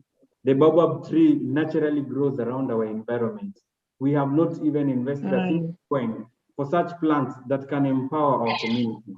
How do we move from here to the Canaan we want? Okay, thank you, Makera. When I initially did my opening remarks, I was not done, but same problem of network interrupted. I'm feeling some echo. I hope I'm still going through. You're Am loud I and clear clear? from our end. Yes, loud and clear. Okay. Yeah, I was still going to break down what needs to be done in the sector for the youth to participate actively before I sort of got out of call without having made my full presentation. Now, let me just rejoin before I answer. I rejoin with the aspect that I wanted to continue with, and then I will respond to the issues you've raised. I had chronologically taken you through from creating interest or renewed interest in agriculture to our youth and the kind of initiatives that we have already started and which we are building upon so that there's a sustainable platform for the youth to anchor on when they get on board. Now, I was going to say again that we know most of our youth are tech savvy, and I like Papa's presentation. I really enjoyed listening to him, and I was really happy that there are certain youth that have already boarded, and now they are beckoning on the others to join them. And this is very good and encouraging. Papa, keep it up, Papa man. Now, most youth are techno savvy. Agriculture, especially in Kilifi, has basically remained manual and rudimentary. But we have introduced the aspects of mechanization in line with the agriculture sector transformation strategy. We want to open up more lands. And we have seen with mechanization, there is now the aspect of reduced drudgery where youth can now get interested to invest in agriculture because they won't get tired the way we would using a draw hoe or using manual equipment. So this is an area as a county government we have encouraged youth to actually venture into, and we know the limiting factor is access to funds to buy this machinery. We as a county government have done a policy. We have a subsidy policy that will soon roll out that is going to encourage youth to get access to machinery to actually offer service provision in mechanization. We are thinking of enticing youth to invest in machinery like tractors and weeders, where if the retail cost or the market cost of a tractor is 3 million, for example, the county government is willing to chip in 1.5 million, and then the youth also brings in on board 1.5 million. This is not the way we are doing currently. We have just given services at subsidized rates, but we want youth now to own this machinery so that they can enjoy skills of engagement. And again, we are in talks with most of our partners. They do programs that are friendly to the youth, especially the private sector. That, you know, we have affirmative action by all of us, because for us to actually have a solid youth behind the sector, we all need to put our small input into it. You are in the private sector, you need to encourage youth to board so that we can have the complementarity that we desire. We need this private sector to come up with packages, for example, and the market segment that we and government, this is together with government, the PPP, that the way we did with AGOA, the African Growth Opportunity Act, where America offered Africa an opportunity to actually enjoy their market through giving them free trade access. on the aspect of cotton production. And it actually rekindled interest in Africa to export cotton to the US. And as you do that, you get to learn the rules of the game. You can finally diversify and import other materials that we need to do this as a country, that we identify a value chain and each market, then we set aside a percentage that this should be go into youth companies so that they can access the way we did the AGPO. Yeah, youth can also have a market segment where they can sell their goods. And this would even go into encouraging more youth to join agricultural investment, because when you produce and you have no market, then you give up. And this is a secret towards it. Now to your question, you have raised a concern that you feel probably there is a lacuna or there's a gap in terms of programs by the county government in the dairy sector. I want to correct this. We have, we can no longer revive Mariakani Milk Scheme because the technology installed in that factory is obsolete now. Furthermore, there are ownership wrangles that need to be addressed. When this factory was put in place, it was a combined effort between the Coast Development Authority. There was a non-governmental organization that got in there called the Yehu. Now it's Yehu Bank. And the county government, at that time it was Kilifi District and then Kwale District. So all these have shares. We need to come together and see how each of these stakeholders are going to get their shares for it to be revived. And in the meanwhile, as there is that stalemate, we have opened up cooling centers in various areas where we can extend the shelf life of raw milk from our farmers. The challenge has been insufficient milk. We have one, for example, in Ruruma, where we even have the tank installed and farmers are not able to deliver the milk to that. It's quite sad.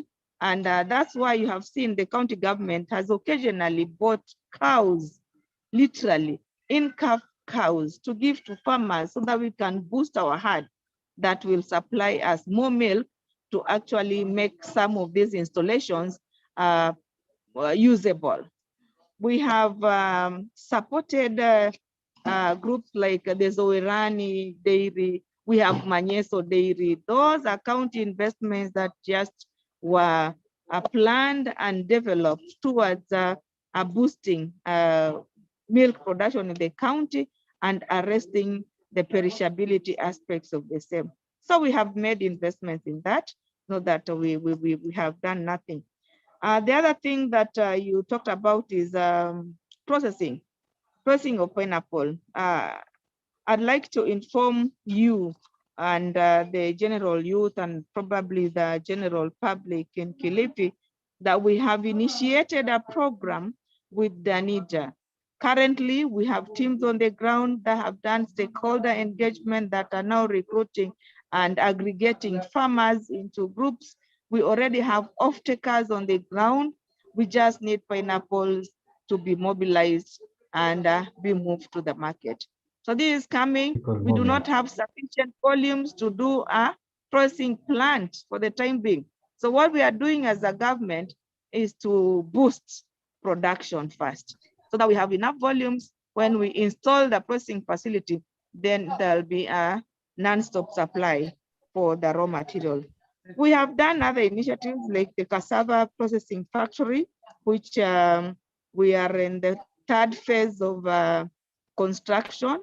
And once we are done, we've already received requests from investors who want to lease the facility so that they can process cassava. We, through the NARIC program, you have heard Director Mwangome saying they are monitoring NARIC programs. NARIC is a project that is funded by World Bank. And through this bank, we are going to install a toddy processing factory at Rabai.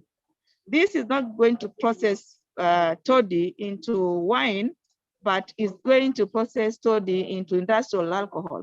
Industrial alcohol can be used in processing of even the sanitizers we are doing now. It can be used in laboratories.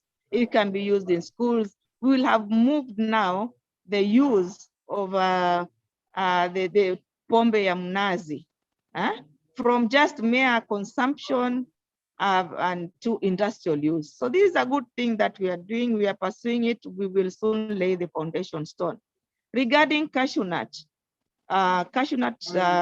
factory, we as county government have come into partnership with the 10 Senses Africa.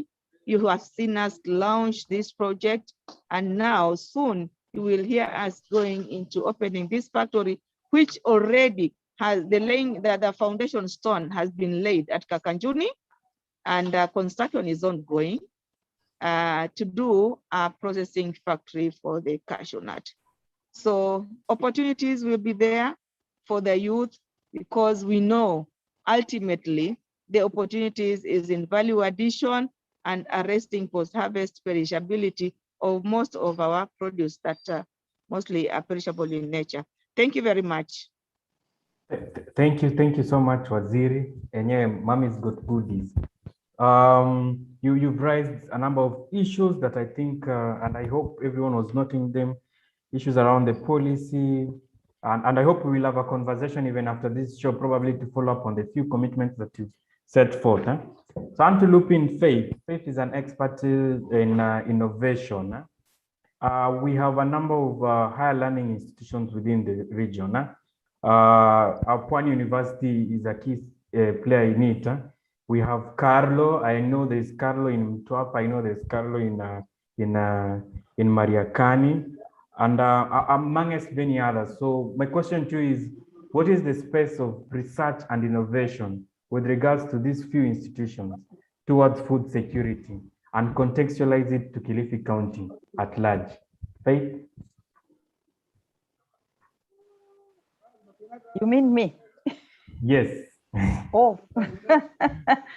Yeah. I'll be lying, because I was thinking maybe we would have somebody from like Pwani University, because when we do innovation, we collaborate with them, because those are the centers of research and innovation. So I don't know. Let me not comment on that. Thank you. So we will get back to you later on. And I hope Waziri Anisa is around. Waziri, gender, probably you could share with the young Kilifi community on board the gender lens around issues of food security and nutrition at large, issues around gender norms, gender roles, and the impact to our growth towards achieving food security, and probably what the county is doing towards probably elevating gender issues around food security and nutrition. Thank you, Bwana Mwakera. You brought in a very pertinent issue. You could put your video on. Yeah, sure. Okay, thank you. I said you brought in a very pertinent issue. Whatever you have raised about the gender issue, the gender norms, we have actually a draft gender policy. Yeah, it's on its final polishing up. We've done a stakeholders meeting, participation, and all that, and all those areas of either agriculture, tourism, you name it, they are captured in that gender policy we have. And very true, as Waziri Sansua said before, it's not about the youth alone. Maybe they have forgotten about agriculture and the role that they need to play in agriculture, but rather it has also been left to women, the issues of agriculture. Women are the one who cook the food. I think Director Mwakome mentioned it. The women, they go to the shambas to farm. They are the ones who bring the food to cook. They cook the food, they set it on the table, while the men maybe wait only to consume. Equally the same, we are saying the youth needs to play a very big role here. And both youth, both genders. Kenya, we still have the male and female, yeah? Let me not talk about other genders that exist.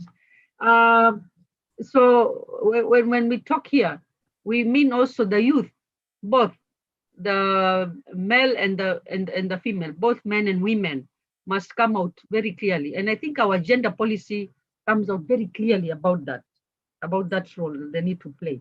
And we are not very far from having it taken to the cabinet and then going to the county assembly to be passed through.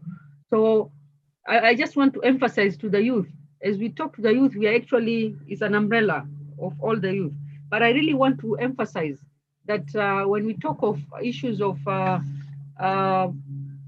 food systems and we talk of the youth, kindly let it be that it's not only left to the girls. It's also something that needs to be taken care of by our boys or our male. And I think if we go back to our old days in school, where we used to have young farmers club and all that, I think we don't need to reinvent the wheel, but we need to have intersectoral collaboration. Intersectoral collaboration so that we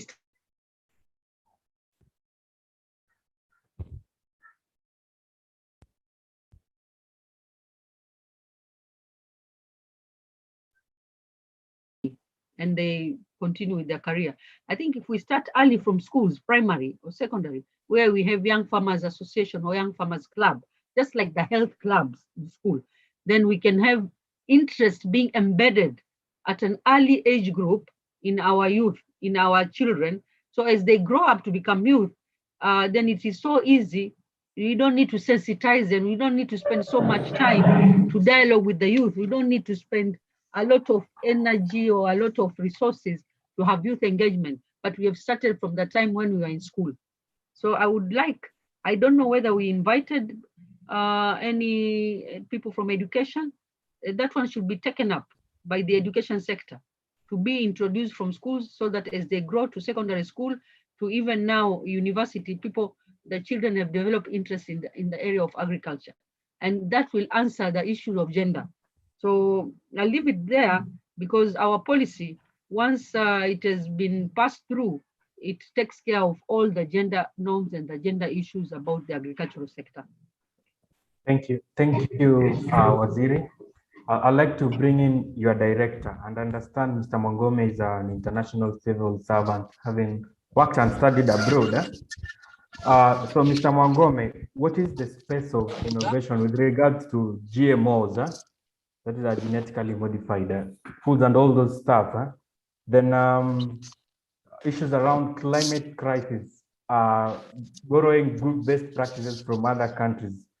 What can we do in Kilifi County to revolve around food security using GMOs and substitutes to climate crisis and environmental crises like climate change? Thank you, Mwakera. Those are very critical issues, and unfortunately, they are bordering geopolitics. When we talk about GMOs, I happen to have studied also in the US, and then Professor Juma, who happened to be a Kenyan in the Harvard University, was the champion of GMO. And I remember as a young person, we really had a lot of bitter exchange, bitter in quotes, of course, because you will realize right now, as we have gone into much as we call it technology, improved seeds, improved everything, we have been made to rely entirely on the manufacturing industries from abroad, particularly agrochemical industries. So the issue of GMO is beyond this platform, and really, it's a sad state of affairs because at the end of it all, we will be eating, yet we will not be having the value of food that we expect. The mango that you knew as a mango, the orange that you knew as an orange has so much corruption in quotes, of course. And for me, I'm not sure how traditional I am or how unprogressive I might sound. Dr. Sanzua is here, and I would not want to express my ignorance about technology and issues of innovation in agriculture. But I want to believe that Africa, we have lost the way because of entirely depending on innovations from outside. And for me, I think it's around us, and I happen also to come from the department of that deals with culture, and food is a cultural issue, and how we sustain it despite everything. With, let's call climate change and all this or that, what have you. Our cultural breeds of everything had some inbuilt caution around all the challenges that we might even be observing right now in terms of climate change. Dependent on our own technology, research, and innovation, we would have gone so many miles ahead towards calibrating the situations that, and we would have been able to adopt accordingly without externally depending on research and what have you from abroad.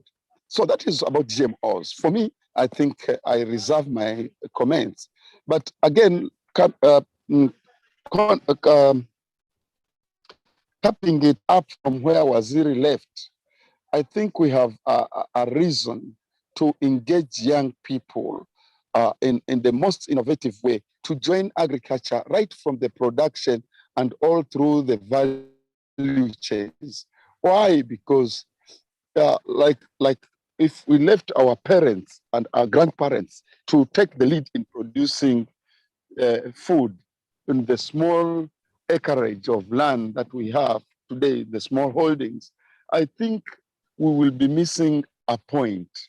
And much as we have our money, we will not be able to sustain our food needs at household level, as well as the county and the country at large. And without sounding political, we could borrow a leaf from Uganda and other neighboring countries, which we import maize from and other many agricultural products, including eggs. So much as we think that young people have not been given an opportunity in terms of policy, I think we need to join the conversation and the practice of agriculture, even as a means of employment. That is one. Two, I would urge that from where I sit, we have been supporting very many young people in groups, particularly through the program that we have called here NARIG. We have had programs with World Vision. We have had programs with Action Aid in relation to food security.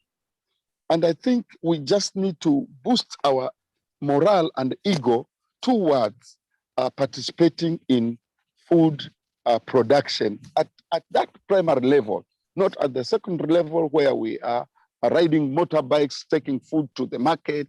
I think the food that we want to take to the market, marikiti, sokoni, popote pale, lazima iwe imezalishwa. Sasa wewe unategemea shilingi 5 za kupata mkulima mama ambaye ame struggle out of 1 acre, cannot even make a return to his investment on the shamba. And while wewe ungekuwa umechukua muda wako ukaweka bodaboda kando, ukasema huu ni wakati wa kulima, kutayarisha shamba, ukaweka ule ujuzi na maarifa ambayo tumepata kutoka mitandaoni, kutoka kwa masomo, na tukazalisha chakula. Tena tukaendelea pia kujoin the other value chain pale mahali tunapeleka sokoni, hata mahali pa kuboresha production. Kwa mfano issue ya Bamba yogurt. it's a group we have nurtured from huko chini. Zorani tu ni watu, hata sasa tunatembelea cooperatives ili kuhakikisha kwamba they come together as strong. I am right now with a group in Chonyi, producers wa maziwa. Hakuna hata kijana, hakuna wamama ndio wamejazana hapa, wazee wamejazana hapa, no young person. And this is the desperation, our county and country and globally where we are. Until we change our mindset as young people, tutasema hakuna ajira, tutasema masomo yetu hayatusaidii. Lakini what do you want your fathers and mothers to do when they have taken you to school, when they have brought you to a platforms where you can exchange ideas internationally and globally? Wewe unataka babako afanye nini? Unamrudi tena kumlilia, unasema huna kazi. Unarudi tena kusema serikali haikupatii kazi. What are these things that we are telling ourselves? I think we need a change of mind. Yes.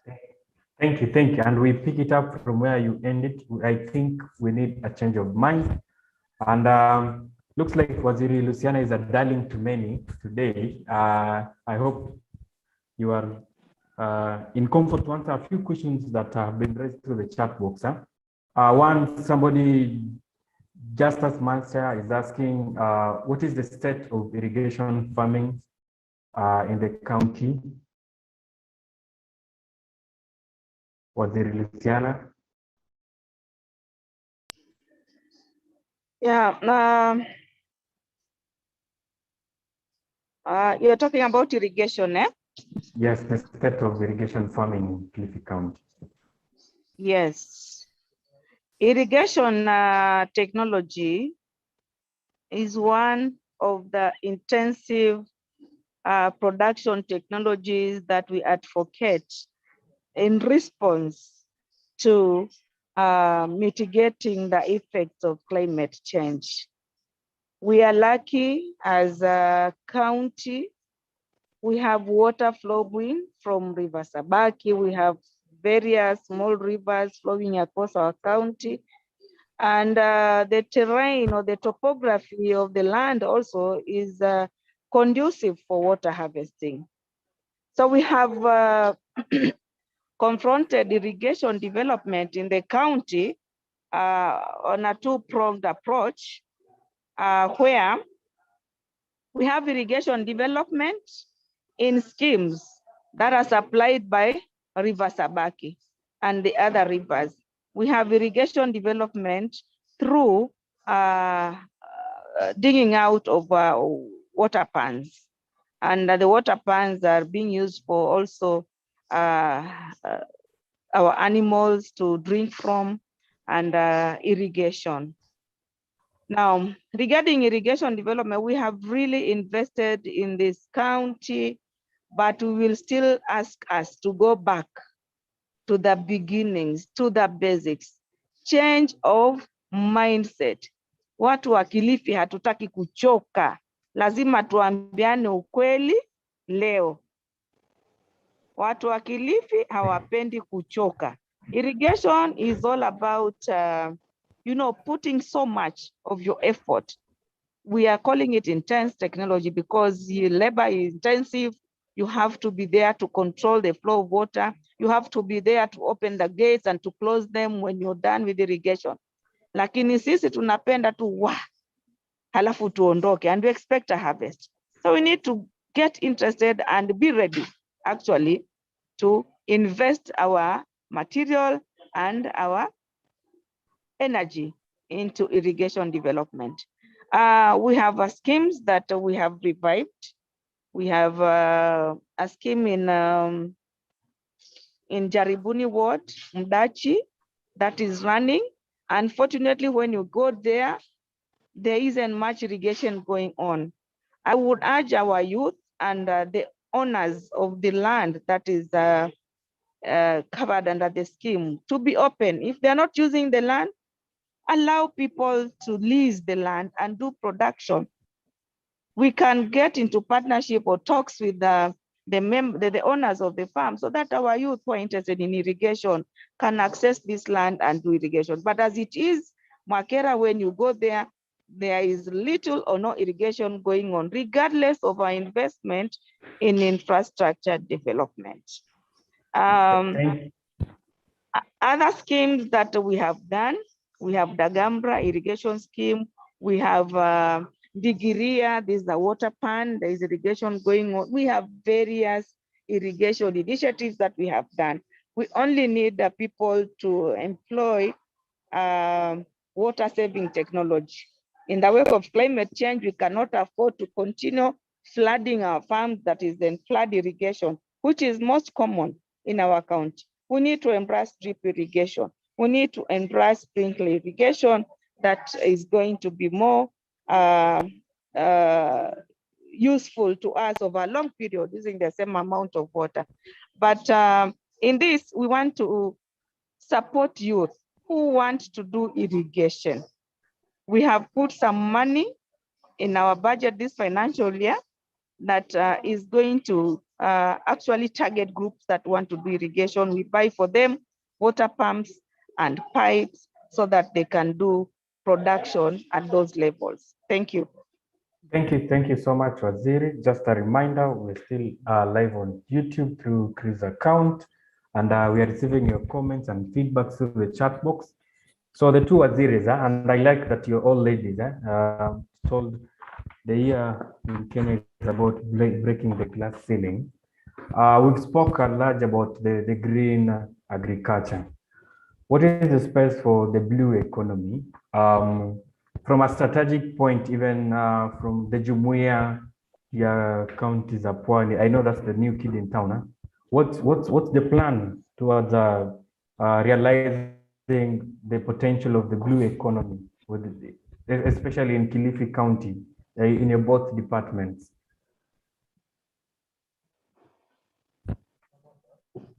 I think we can start off with Mheshimiwa Luciana, since she's still on board, then we can have Dr. Yanis. Yeah, we have a very ambitious program for blue economy. Initially, we were doing it on small scale as from the departmental resources that are appropriated through our county assembly.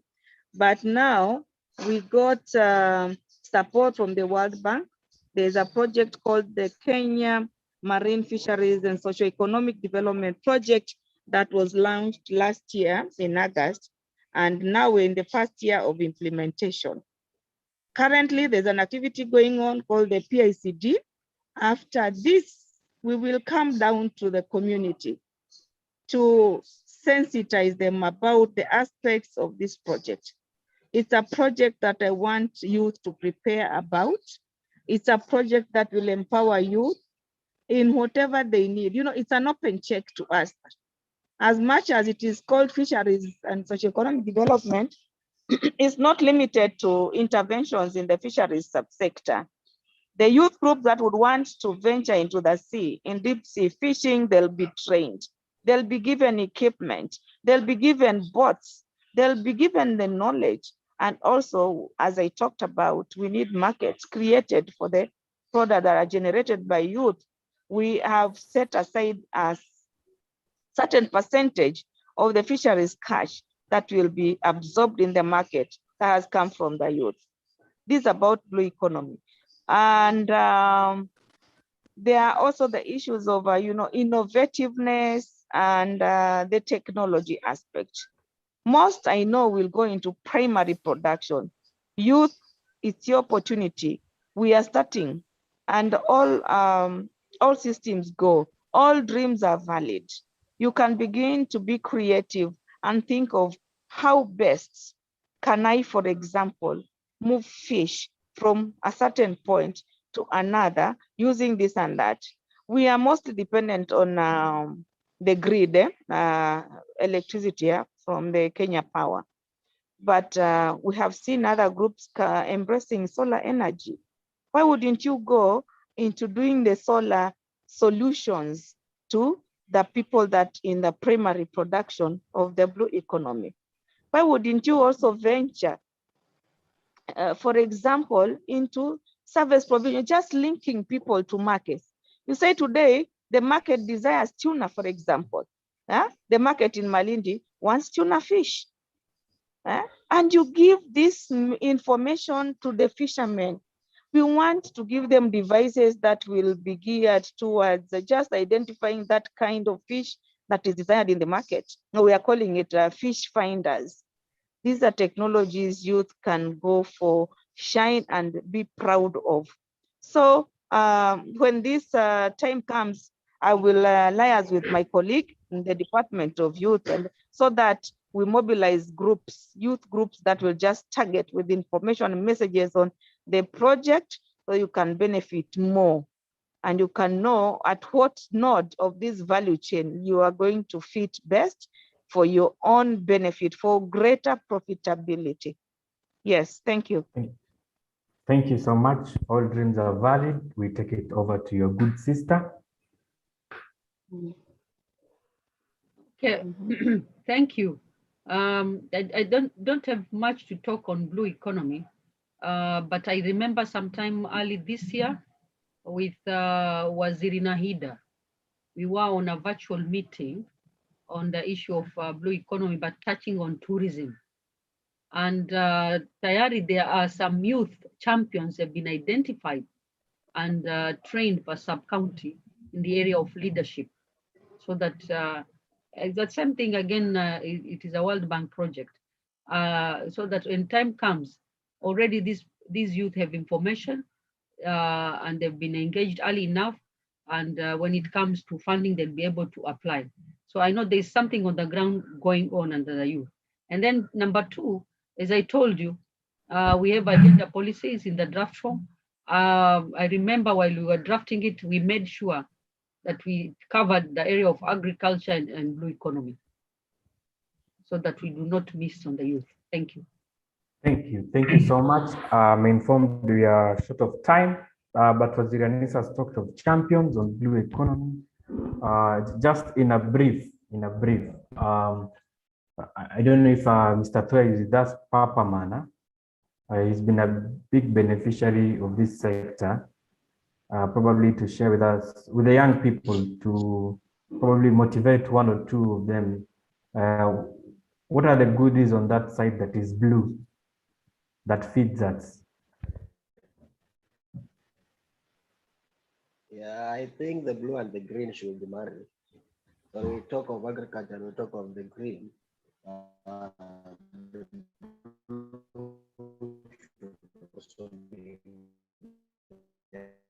well, I'm one of the was about to born to leadership, and it is the concept of the Go Blue project, and there shall be some programs that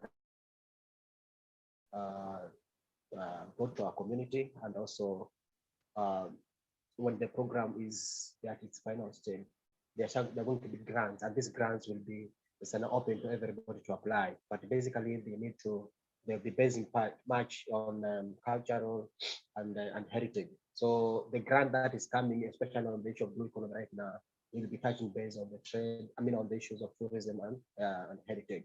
So I think as the young men right now should be prepared, thinking of some programs that really match the demand of the proposals that are going to be coming earlier on. Well, we were only 20 in this county, and we seek like I remember the Department of the Department of Trade came, and we give out our views concerning this. We told them that, well, this program is too big and it should be given to like everybody in the community along the country. So they told us there's some mechanisms that have set, and they'll be sending some messages. They'll be like giving out information to the other youth. And we told them that, well, we will be championing. We will be telling our young brothers and sisters out there to prepare themselves when the grant is out, and then everybody should participate, especially on proposal writings and all that. So there are much to come. As I said earlier, that this program is very green. I understand there are some young men and women who really do not understand what is going on, especially on the aspect of the economy and the tourism aspect of it. So we are yet to come out clear. And as a person, I will try my level best to give the information that I have whenever I receive. But as of now, young men should prepare themselves when the program is it's its final stage, then when the projects are there and when the grant is announced, then we are there. We're going to help each other on how to develop, especially the main, the reason why most of the people are called at university is to train them on how to develop, to come up with good ideas, how to do proposal writing, and how can you defend a proposal, right? Making up the pitches and all kinds of stuff. So it was a good thing, and we believe the county government will embrace this one, and those selected will take lead, especially in training some other groups, preparing them for the big thing ahead of us. But as of now, Mwakera, I'm very, very fresh in this component of blue economy. I'm very much interested, very much interested in it. Not that I'm a fisherman. I mean, I did study fisheries. No, I'm a sociologist, but it's also going around the community. So it's very sensitive, and I know on the value addition of fish and other perspectives. When we come together, the young men will get some jobs. The young men will, of course, they earn living from the sea. And the other thing are the TVET that I've been talking about. I know there are some training institutions that are there for men to train. Let it not be like the Lambo Harbor, which is just something like that. At times we wait until the program comes, and that is the time now we go for training, which is a bit hectic. We need to prepare ourselves earlier before the program. So I think again, this one should go to the government. They should invest very much in the young men and train them and equip them for the program.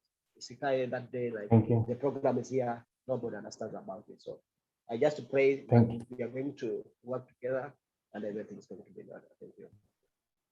Thank you. Thank you so much, Papa Man, and thank you for embracing that theme. It's actually short of time. Before I take it back to my co-host Jacqueline, I wish to give exactly just 30 seconds to each of the panelists just to share their insights to the great young Kilifi community.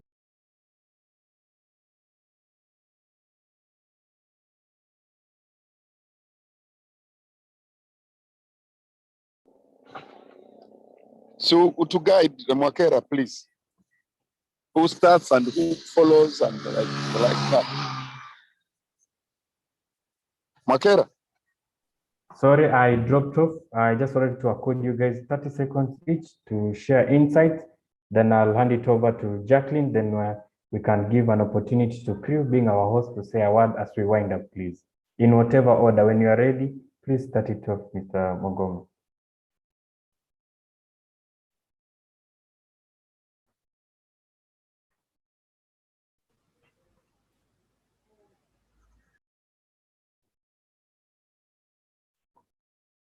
Did you come Director, you with us? Yes, I am with you. Yes, your 30 seconds begin now. Mimi naomba kwamba vijana wakunje mashati waingie mashambani. Kwa upande wetu nafikiria as policy makers we need to come clear on issues of land ownership and management. Because kufikia sasa vijana wanataka kufanya kazi mashambani, lakini mashamba ni ya wababa na wazee. Wamama hawana mashamba, vijana hawana mashamba, wababa wamechoka. Kwa hivyo nafikiria jambo la maana ni kwamba sisi kama serikali tafute namna ambavyo vijana wataweza kumiliki mashamba na wamama pia wapewe nafasi ya kumiliki mashamba. Vijana wakunje mashati waingie mashambani. Asanteni. Thank you. Vijana wakunje mashati waingie mashambani. Now let's take it to the shamba owner. Waziri Luciana. Yeah, I will also cap it in Kiswahili. Na nitafuatilia semi za Director Mwangome kwamba vijana mbiu ya mgambo imelia. Na ikilia ina jambo hili ni usalama wa chakula, na usalama wa chakula unatugusia sisi wote. Kwa hivyo come one, come all, tuliokuwa hapa kwa mtandao tumeyasikia, tumehamasishwa na tunawaangalia nyinyi kama mtakaokuwa wainjilisti kueneza injili ya kilimo. Sisi kama serikali tuko hapa, mahali mtaona vijana mnafinyika kwamba mnakosa kuwezeshwa vilivyo ili kuparticipate more actively in agriculture. Come, tell us, waziri, tunataka agriculture mtusaidie hivi na hivi ili tuweze nawiri zaidi katika shughuli zetu za kilimo. Na kwa hakika kama ni sheria tutaziweka kuwalinda nyinyi, kuwawezesha nyinyi. Na kama pia ni material support, we will see. Kama pesa haziko kwa bajeti ya serikali, we will go out for partnership so that muweze kuwezeshwa. Itakuwa furaha kubwa sana kuanza kuona kundi hili la vijana ya kwamba mmekuwa nyinyi ndio mnalisha kaunti yetu ya Kilifi badala ya wazee. Itakuwa ni pride kwangu na pride kwa wana Kilifi sana. Kwa hivyo tunawatazamia, jitokezeni, tuingie nyanjani, tuchape kazi. Kilimo hoe. Kilimo hoe, and we want to bring in our good I mom. want to cap it. Yes. I want to cap it. Not only vijana peke yake, natasema vijana waume na wasichana wote na wale wanaoishi na ulemavu wote, all inclusive. Nao pia unajua katika huu mjadala tumesahau kuweka mtu wa kutuonesha saini za wale ambao wasiosikia. Kwa hivyo siku nyingine tuwakumbuke wenzetu ambao wanaishi na ulemavu pia. Nao pia wajihusishe katika mambo ya ukulima. Asanteni. Thank you, Waziri. Thank you for that. We could have the two young men, Toya and Mr. Suleiman. Just 30 seconds, a word to the fellow young people. Start it off with Toya, then Suleiman. You've forgotten Director Faith Mwakera. You've forgotten Director. Okay. Yeah, before Francis and Suleiman. My apologies. Okay. So it's okay. I'll just Thank check on you. my colleagues who have spoken before me. Kazi ni kwetu vijana na zaidi, Yes. we seek information. Mtu akiwa mgonjwa ndiye hutafuta daktari. Information is there. Waziri wamesema wako, because we may not get to you where you are, but you can come to us. And I know you have ideas and we are ready to listen.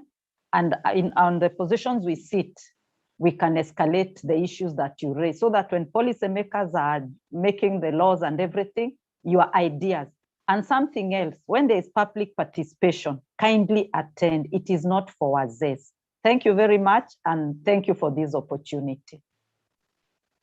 You're most welcome, and thank you for creating time for the young people. So Toya and Mr. Suleiman. Yeah, and for me, I could say thank you very much for the young men. Let us swallow our pride and face the real life in agriculture. And then to the county government, let's invest heavily in the blue economy. It is very green. It will create job opportunities for the young men.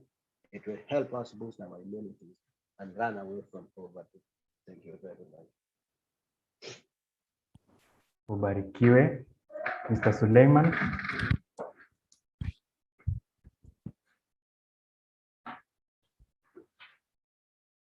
Bwana Suleiman ako na sisi.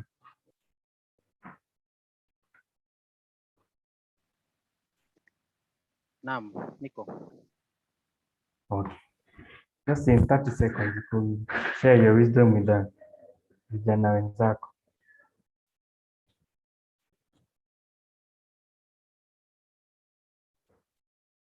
You're muted, sir.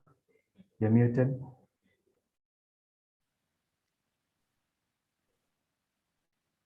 Hello. Now you're loud and clear. Okay. Mimi nasema hivi kwamba uwezo tuko nao, rasilimali tuko nazo, kilichobaki sasa ni kuzipanga kwa mikakati iliyo sahihi ili tuweze kufaidisha vijana na wananchi wote kwa ujumla. Nikisema hivyo ni kwamba rasilimali tayari zipo. Kile kilichobaki ni coordination, na mwanzo mpya sasa ile tumekutana hapa iwe mwanzo, tuanze mikakati lini tena tutakutana, tushare way forward, tutafanya namna gani ili hizi resources ziweze kutusaidia kama jamii ama vijana ama wa Kilifi kwa ujumla ama ulimwengu mzima kwa ujumla. Hilo ndio tazamio langu, sikia leo tu na tuendelee na hii mchakato ili tuweze kuhamasisha wao vijana wote. Vijana wako na nguvu na wako na akili ambazo wanaweza kuzitumia tukazalisha zaidi, lakini je, tumeyatengeneza mazingira yakawa salama, yakawa ya kuwavutia vijana. Hilo ndilo ambalo limebaki kama kazi kuu kwetu kama panel. Asante.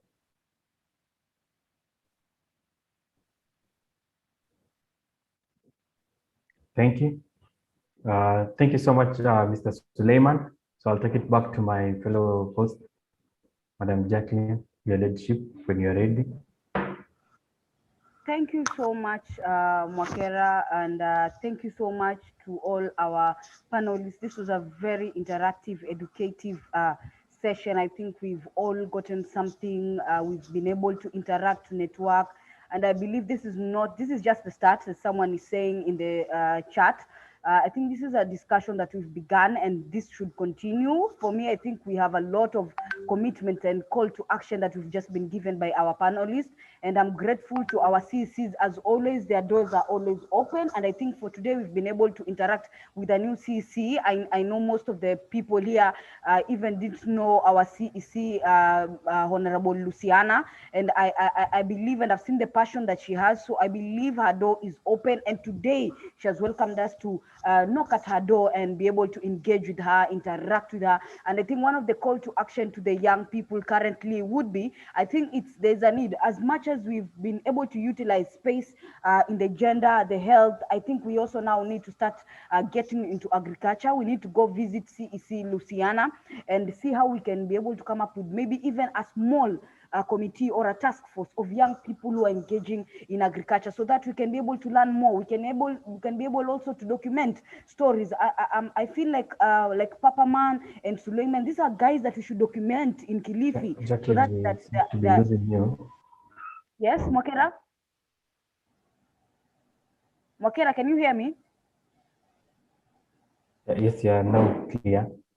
Yes, as I was saying, I think our call to action would be, there is time we need to now start documenting stories like Papa Man and Suleiman, so that now in terms of marketing, this will help even market them outside Kilifi. So I feel like this is a new dawn. We need to get into the space. We need to have collaborations, partnership as youth-led organizations and young people who are engaging in this space, and expand the space and have more people come in. So asanteni sana. I would also like, as we're coming to a close of our session, I would like to welcome our youth officer, who has been very resourceful from the Department of Youth and Gender, Madam Faida, to give her closing remarks. And we're also going to have the host organization, and I would like to acknowledge the host organization that has been able to support us with this platform and to be able to support young people to attend this session, and even bring on board even our panelists and the other partners that we have and organizations that are working with us. That is CREW. So we can have Madam Faida her closing remarks, and then we can have Leah from CREW to give her closing remarks, and after that we can have a parting shot and we can continue with the discussion, guys. Let's continue the discussion as on social media. We can see our hashtag is hashtag IYD Kilifi 2021 and hashtag Kilimo Oe. I think Madam the Waziri has added a new hashtag, that is hashtag Kilimo Oe, and also hashtag Youth for Food Security. Thank you so much. Welcome, Madam Faida. Can the host please assist Madam Faida, unmute her? Unmute Madam Faida. I think Faida can take it up. We seem to have lost Jacqueline. Just briefly, Faida.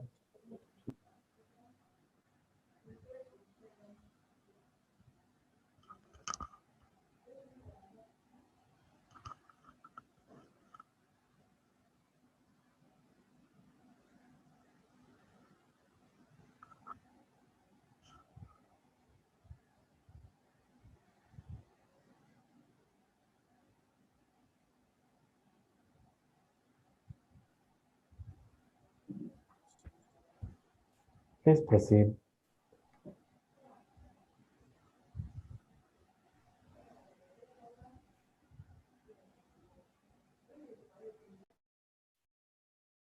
Team from CREW, Jacqueline. Yes, Mwakera. Could we have the team from CREW if Faida is not around? Yes, Leah. We had Leah. Leah from CREW. Leah.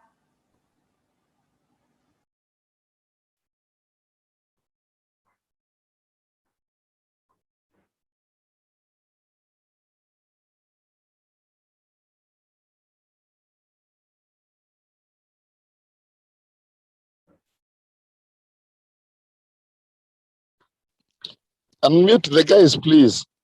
Mwakera. I don't have host rights, so Unmute we are them. relying on the IT team from Crew. They're the ones controlling the background. Okay. So I wish I could get a verbal confirmation from their end, because Faida Tree is saying she can't speak. She's unmuted. If you're experiencing any challenges, probably you could update us by the chat box. Mwakera, they're saying that we can close the web now. Okay. So from my end, I'd like to say thank you so much for creating time. It's 12 hours past the 12th day of August. Like we do it, it's International Youth Day. Let's have fun. Let's push today's agenda further. It's been a great joy to interact with all of you, Waziri's director. And you know what? Good people look like you and the great face you're seeing before your screen. Thank you so much from my end. Have a lovely day. Bye-bye. Thank you too. Yeah, thank you. Thank you, Mwakera. Thank you, Aweru. Thank you, everyone. Thank you, Waziri Satsua. Thank you, Waziri Anissa. One youth will entertain us as we wind up. Those who have enough bundles like me, tunaweza jibamba. Ishmael, we can see you. Tutarudi mashambani, Ishmael. Sawa. And thank you for the vibe, good guys. It's been a pleasure. It's been almost 3 weeks planning for this. I know we will have wished to have a physical engagement, but that's it. Some of these things are planned by God, and the good God made us meet virtually.